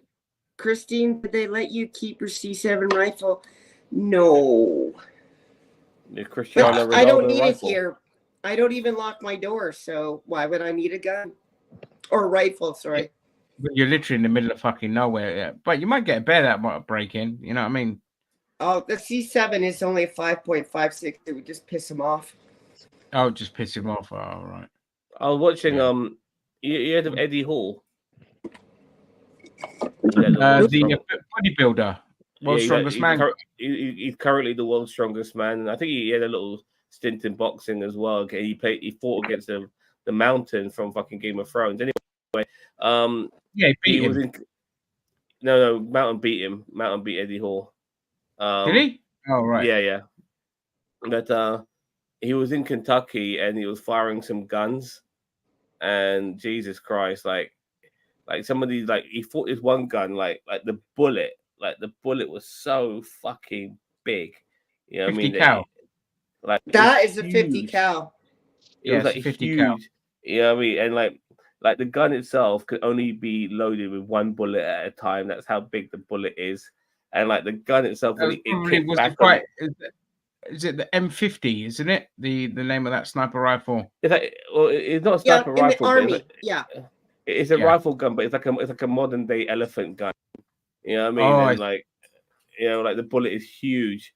Like you you see like when he takes the shot, how it hits him, like the kick of the gun, and how it almost like like somebody like you or me would take a shot with that gun, our fucking shoulders would get dislocated. I think it's a Barrett. I think that's it. Barrett. Okay, Barrett. Thank you, TLD. Yeah.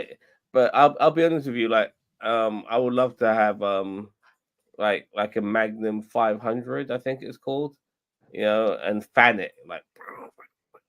I want to do that so fucking badly. I want to go to the States and fucking just shoot some guns. Yeah, but the thing is, look, when you go to wherever you go in the States, because in Massachusetts, I went to a firing range, a gun range, and all that, and just fired off a bunch of guns, which was fucking awesome. So when you go to the States, just go to a shooting gallery, shooting range. Well, that's always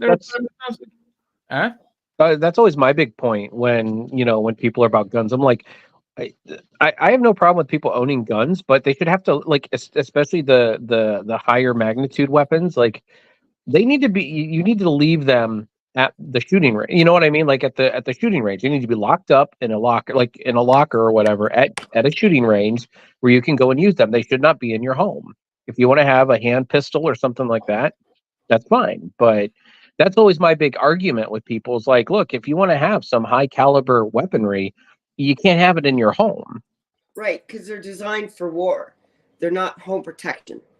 Yeah. I'm waiting for the first motherfucker to say, look, I've got a bazooka for self-defense, and then use it. Like, with the way the American houses are built, that thing's just going to fucking take the whole house out in like one blast. But that's what I mean. Like, again, fired I rocket like launchers. guns. Yeah, I like guns. I love guns, but doesn't mean like there's always be fucking rules and sensibilities around it. But like I said, like I fired off fucking an Uzi in Israel. I fired off fucking guns in Greece. I fired guns in America. Any chance I get, my friends when they went to South Africa for the World Cup, first thing they did went to a shooting gallery. Well, Ginger, you are white, so I mean that is okay, Yeah, M72, 88 millimeter rocket launchers, grenades, 50 cal sniper rifle, C7, which is the rifle I showed you. Also C7 with the grenade launcher on the bottom, which is the one I showed you. C8, which is just the same thing with a collapsible butt. C9, which is the she said butt. which is also 5.56, but it spits out 600 rounds a minute. And then the C6, which is 7.62 machine gun. So you fired all. You got to fire a rocket launcher.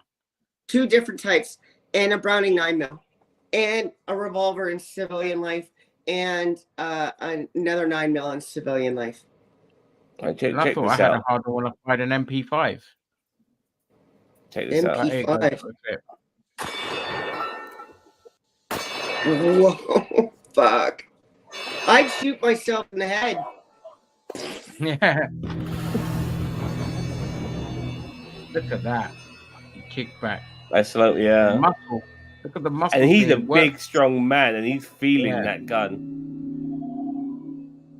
Like, as a tool. I mean, I'm not going to lie, man. Like, that a was gun can just be as bad. considered useful. Why would you need... That wouldn't be useful as a tool.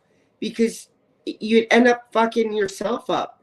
Not using it to defend yourself. It's vanity. It's a vanity gun, or one that could hurt a bear at least, Let's have a look at this shot. And just see something just go bang. Are you going to drop it? No, 2 hands. What do I get if you drop it? I'll ship the tank over. Okay. Here we go. For your viewing pleasure, we're going to explode this melon. All right, ready? All right, here we go. Oh, it's frozen. Oh, Jesus! Nice. Right.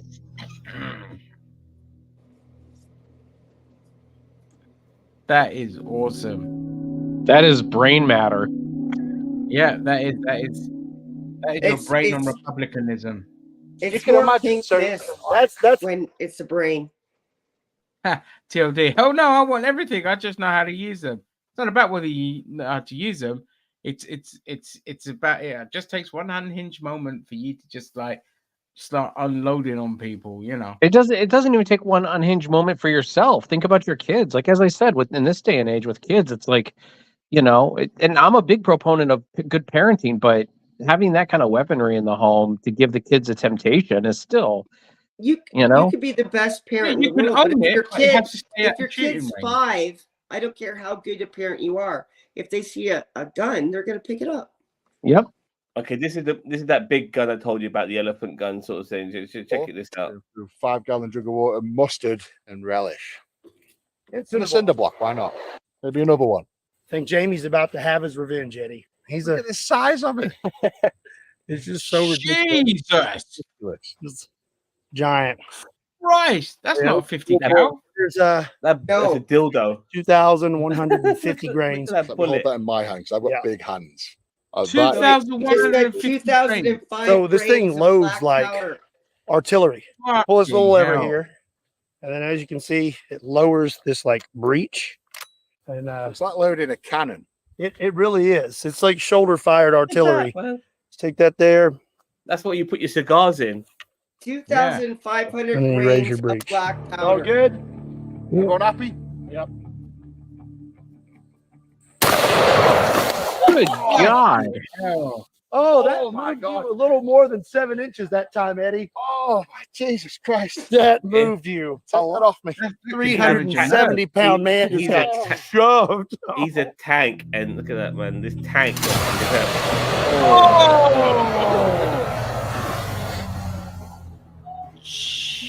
Jesus.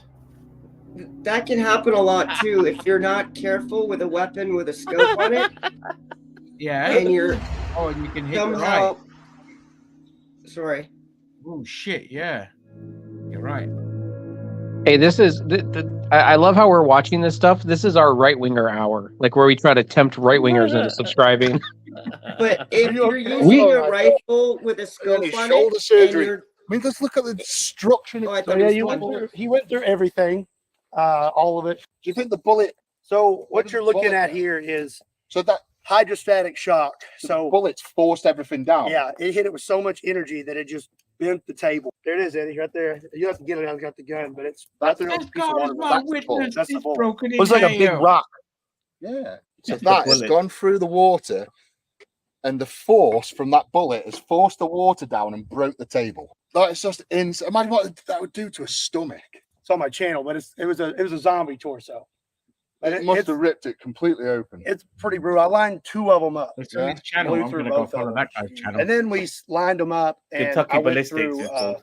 both of their craniums, and that was insane. Literally just Like, gone, like butter.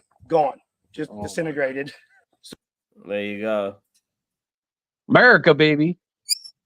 Woo! Number one. That was Holy amazing. shit. But you saw that bullet, Jesus Christ. Like, I remember like back in the day, you would get a cigar and you pull it out of a tube and it'd be like that. You know what I mean?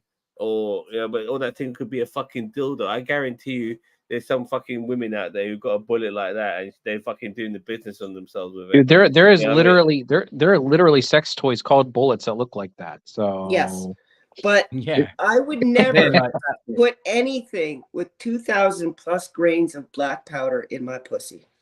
yeah. Yeah. Just for the off chance that it goes off. Oh, she's from everything Manchester, that goes in there that's goes just a off, light buddy. powdering. You know what I mean? Did you hear me? Everything Yeah, that I goes heard in you. there goes off. No shit. But that was There you beautiful. go. But yeah, but just seeing that huge man who's Eddie Hall, and you can see how powerful those guns are, that it affects somebody of his physical strength and size. It's remarkable. You know, like that shooting that gun could kill us just by shooting it. You know what I mean? Oh yeah, fuck I your would shoulder dislocate my shoulder. It would be Or, or break it. Or break You it. break some bones in your body, man. Like with shooting that gun, it could fucking cause permanent damage. I'm trying to shoot it Yep. one-handed for fuck's sake, like in the movies. Yeah, I mean, your fucking arm will fucking break. Oh man. Yeah. Yeah, that was the one thing they wouldn't let us do in the shooting range. They said you can't dual wield because you'll dual wield and your reaction is to keep, and then that's how accidents happen. That's how people get fucking killed. I said no, yeah, one dang like that. That's it. I've heard from current experts that dual wielding is not as good to do as it is in the movies. Like you can't focus on two targets at the same time. Exactly.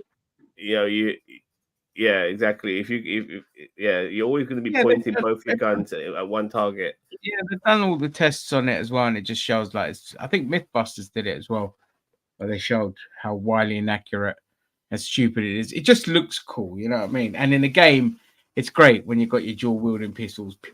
Yeah, well, just Yeah, John Woo, man. the Punisher. Oh man, love him doing dual wielding. Yeah, You watch a all John that. Woo Look, movie, you know what dual wielding's about, especially was it Boiler Room? Boiling Point. Boiling Point, where that scene, the scene in the hospital. Oh my god, one of the greatest one takes of all time. Yeah, fantastic. Love hearing the making of that, where they basically like the guy in the lift, they're in the lift and they come out, but it's still the lift doesn't move. They've just changed the Yeah. scene around a Yeah, lot. Oh, it what looks like a fuck- first person. It looks like a video game. You know what I mean? Yeah. When you see that as well at times, you can imagine it.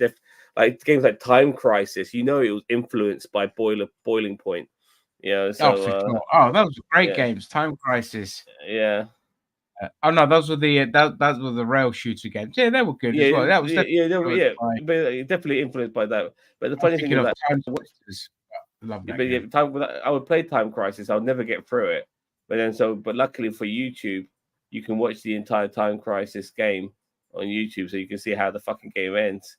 Action. Oh, I completed it on PlayStation. Yeah, with the PlayStation gun. Yeah. And another game from back in the day, which was well ahead of its time, was Dragon Slayer. That game it was a cartoon game, but you don't actually control the cartoon character. It's all quick cut. It's all. It's quick time events. Quick time events. But for the early 80s, it was a remarkable game for that time. You just have to make sure that you pick the right direction or whatever, so the Dragon Slayer could go in and do that. But you make one mistake, you're dead. Slayer, not Dragon Slayer. Dragon's Lair. Dragon's Lair, yeah. Exactly. Yeah. So I hated great those games.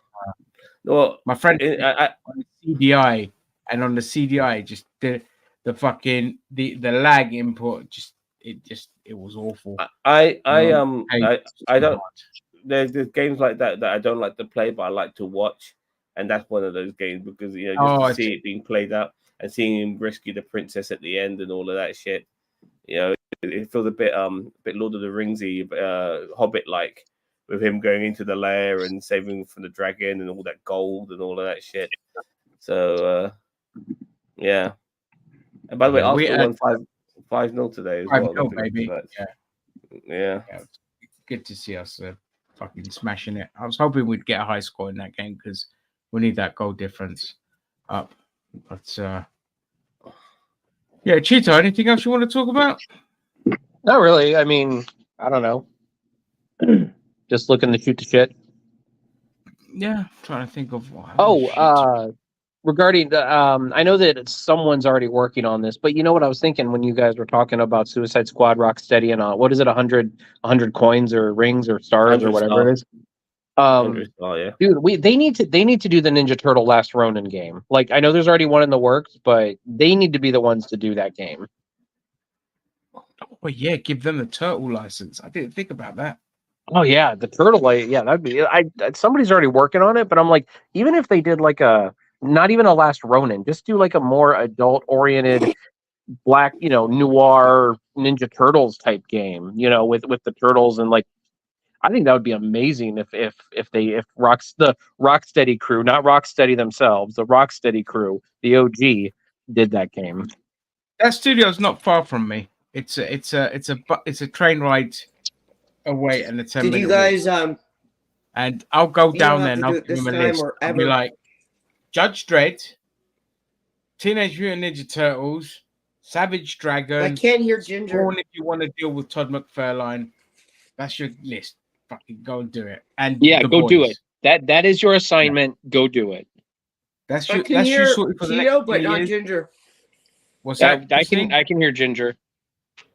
Go back I in think and come I think back you out have again. your Well, ginger pop ears out, off. pop in.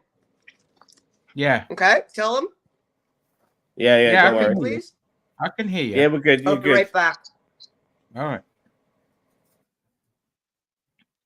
But let's see what they work on. Hopefully, for me personally, I just want to see Judge Dredd game. You know what I want them to work on? I want them to work on the Pedro Pascal Mario game. That's what I want them to work on. It's a me, Mario, as he like breaks a Goomba's leg. Yeah, I'd be People, down for people want an Eddie Guerrero movie, and they wanted Pedro Pascal to play him, but no, because first of all, Pedro Pascal is Listen, too old and he's too tall. yeah, and Eddie I mean, Guerrero- come on, he just because he looks or just because he's Latino does not mean every Latino can play Eddie Guerrero. Well, that's not every Latino, Pedro Pascal in particular, but the fact that he's too tall and he's too old, like Eddie Guerrero died in his late 30s. Pedro Pascal is already in his late 40s. You know, like Yeah. you need, you know, like you might have to do a similar thing with Iron Claw, or maybe get like a less recognized actor, which is, yeah, I mean, the best person for the job is somebody who looks like him and can act. That's basically it. Yep. So yeah, and if they did, if the thing is though, if they did an Eddie Guerrero thing, then they'll have to cover Benoit because it only happened a year later, and people would want that. When we saw the Dark Side of the Ring, which was about Benoit, they made sure they covered Eddie Guerrero big time in it. So yeah, it needs to be done. Both of them. Yeah. Well, I mean, yeah. I don't know. I mean, you know, I haven't seen the Iron Claw yet, but from I did watch. I think I did watch Ginger's review of it, and I mean, from what I understand, from what you said, Ginger, is that it was pretty good. I mean, but you know, once these things start making money, you know, Hollywood's going to get their teeth into it, and then it's just going to become the same like not serialized, but you know, typical garbage that they normally put out. Well, I mean, you know, yeah, it depends what if it becomes a success and they give the director carte blanche with no interference, and he could really do some great wrestling biopic films. Sanitized. What? Sanitized? That's the word you were looking for. No, saturate. Oh, that's right. Yeah. Thank you again. I appreciate the show as always. I have to log off soon. See you, TLD. Have a great night. Thank you so much for coming. Always appreciate it. Yeah, share us around, TLD. Get some of your mates to watch us as well. I'm sure they'll love to hear from us. Yeah, and yeah. Tell all your right wing friends to watch this show because we looked at guns today. Yeah, we looked at guns. We loved them. And guns. we were admiring them and everything. You know. Oh yeah. So I had a chubby. You know what I mean? Oh yeah. I was all in. So what video game were you talking about just then? Me? What? Either of you? You're talking about a particular thing? The Last Ronin? Or no, after that. Judge Dredd? No, we're talking about wrestling. Yeah, wrestling. Wrestling movies regarding the Iron Claw. When I watched it as well, and it's funny because like it does make you realize that shit's about to hit the fan. I mean, if you know the story about the Von Erichs, you know the shit's about to hit the fan, but it still hits you hard when the shit does hit the fan. You know, and there's some things I learned while watching the film, like Kerry Von Erich, the Texas Tornado. I had no idea that he was wrestling with a prosthetic the entire time. He wrestled in the Texas Tornado. Had no. How was I supposed to know about any of that? I had no idea. It was in the fucking Dark Side of the Ring. That's where I found out about it, in Dark Side of the Ring.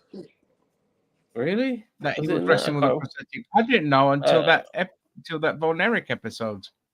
And honestly, it was I was totally oblivious. And so I found that absolutely fascinating. and obviously seeing all the drug use and stuff like that was interesting. They tried to make a bit of a villain out of their dad. That was my opinion on it. They almost were like trying to force in like some sort of bad guy in there, you know, like with their dad always pushing them. I mean, the dad was a bad guy. He was a piece of shit in real life. Oh, really? Okay, fair enough. Yeah, he was a piece of shit in real life.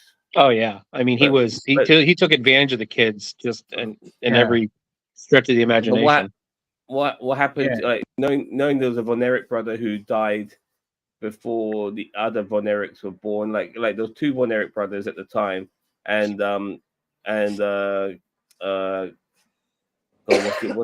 Kevin Von Erich. He was the second oldest, but so he was the youngest. But his older brother died, and then other brothers were born after that. And so the other brothers had no idea about their original older brother. And then their youngest brother, what happened to him, that was the most fucked of all of them, man. Like he became handicapped, you know, and you know, all he did was have a shoulder injury. Next thing you know, his brain's not fucking working properly. I couldn't believe it, you know, like that was shocking. That was absolutely shocking. Was it sepsis? Yeah, I can't remember. Yeah, it was sepsis. He caught sepsis, and it put him into a coma. Yep. And I mean that's how that stuff works. I mean, you get infection in your blood, and it travels your whole body. But what was the other Von Erich brother? Not Kerry, not the younger one, the first one who died. The first Von Erich that died. Oh, no, the one who died in Japan. Oh, Kevin. Not Kevin. Kevin was played by what's his face? Kevin. It's Kerry. It's Lance. Was it Lance? But anyway, the one who died in Japan, like two of them died from suicide because their lives had become so shitty they didn't want to live anymore. But the one who died in Japan, like he just had like a ruptured intestine or something like that, which killed him. Yeah, it was David Von Erich. He had the ruptured intestine. Yeah, which is crazy, man. Like, and then like you could tell Kevin Von Erich, like he didn't want to name his kids Von Erich because he genuinely thought his family was cursed, and he didn't want them to have the Von Erich name. So the first one that died was Jack. That was the baby. The oldest. He was the oldest, and it was only Jack and Kevin alive at that time because the other Von Erich brothers weren't born yet, and Jack died. Yeah. Yeah. And so that scene. Then you had Kevin's the one that died in Japan. Then you had David Von Erich. No, David Von Erich's the one that died in Japan. Sorry, Kevin's the only surviving brother. Yeah, and then you had Kerry Von Erich, tornado. You had Mike Von Erich. That's the one that died of the toxic shock syndrome. That's what he called it. It was toxic shock. Well, Chris Von Erich, who wasn't even in the film. They didn't even put him in the film at all.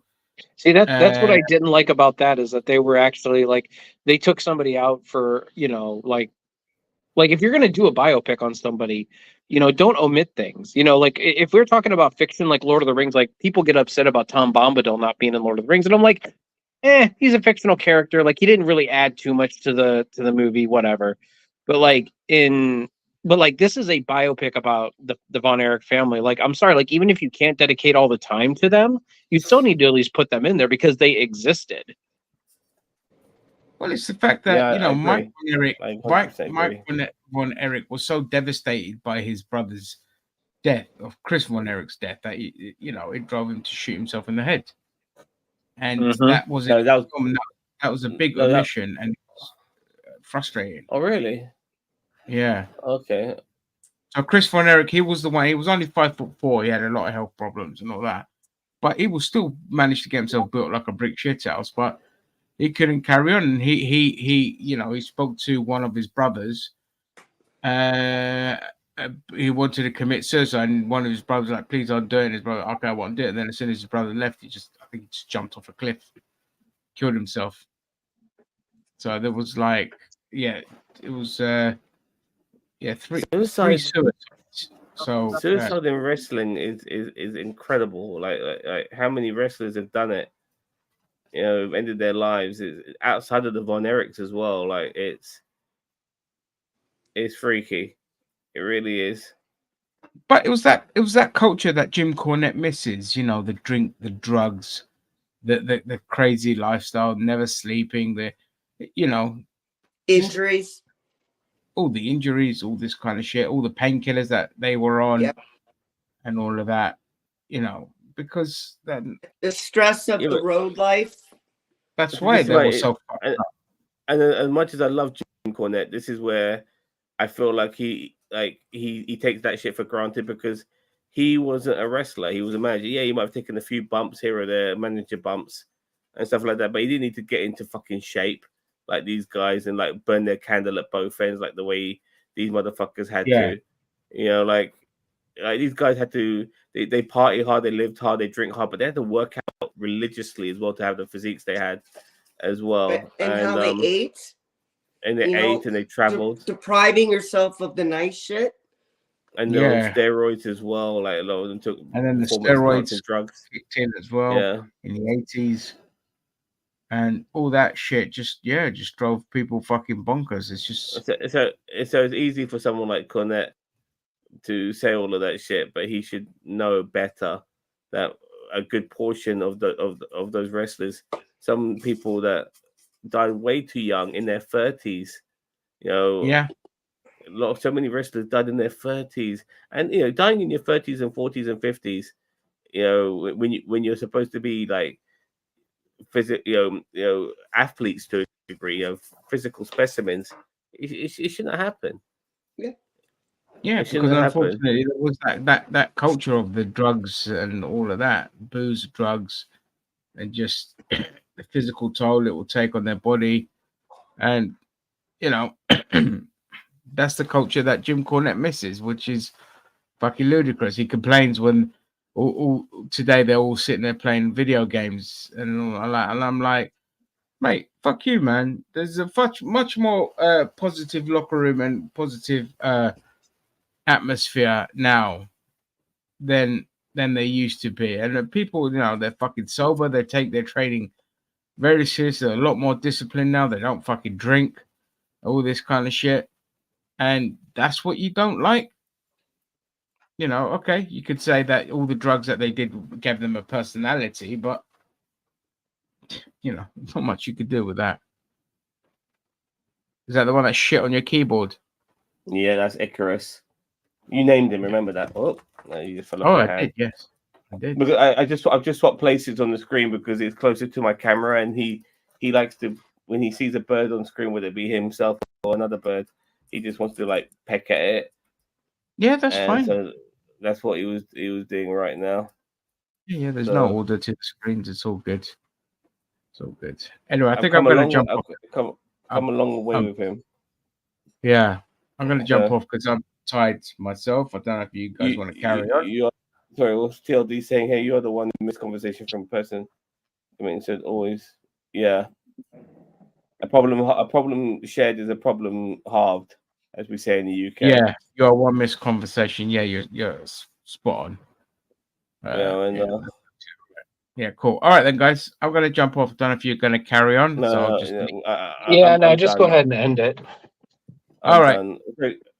I was just going to say, it's really tough too. If any of these guys wanted to stop drugs, they're still going to be surrounded by it, and that's the number one thing you got to do is get away from their drug users. So yeah, it was the culture at the time. It was impossible. It was only when after the steroid scandals came in, where you know the culture of wrestlers kind of changed. They kind of started cutting back on all this kind of shit, and younger generations just more disciplined, and there was tighter rules around alcohol drinking and all of that growing up, so they never got into it like they did back then. And so they just, you know, it's a different culture now. It's a better culture. It's a much better culture. They're playing video games and shit like that now. You know, like they got other things to distract themselves from. So it's totally changed now. And also, like, it's not like this masculinity, like shithole like it once was. You know, like everyone's a lot more on the level and a lot more chilled. You know, it's not that pissing contest it once was. and it's more diverse once again.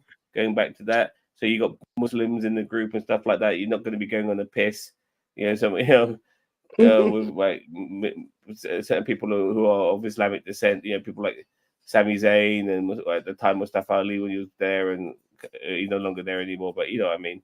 So and you got Japanese wrestlers as well. All these different cultures all mixed in now within the group. So it's just like everything's changed, which is a good thing. All right, let's wrap this up. Let's wrap this up. All right, guys. Thank you everyone that joined us. Thank you to our lovely co-hosts and to everyone in the comments. This has been Bollocks and Banter Saturdays, and we'll see you when we see you. Bye, Felicia's. Outlaw Review.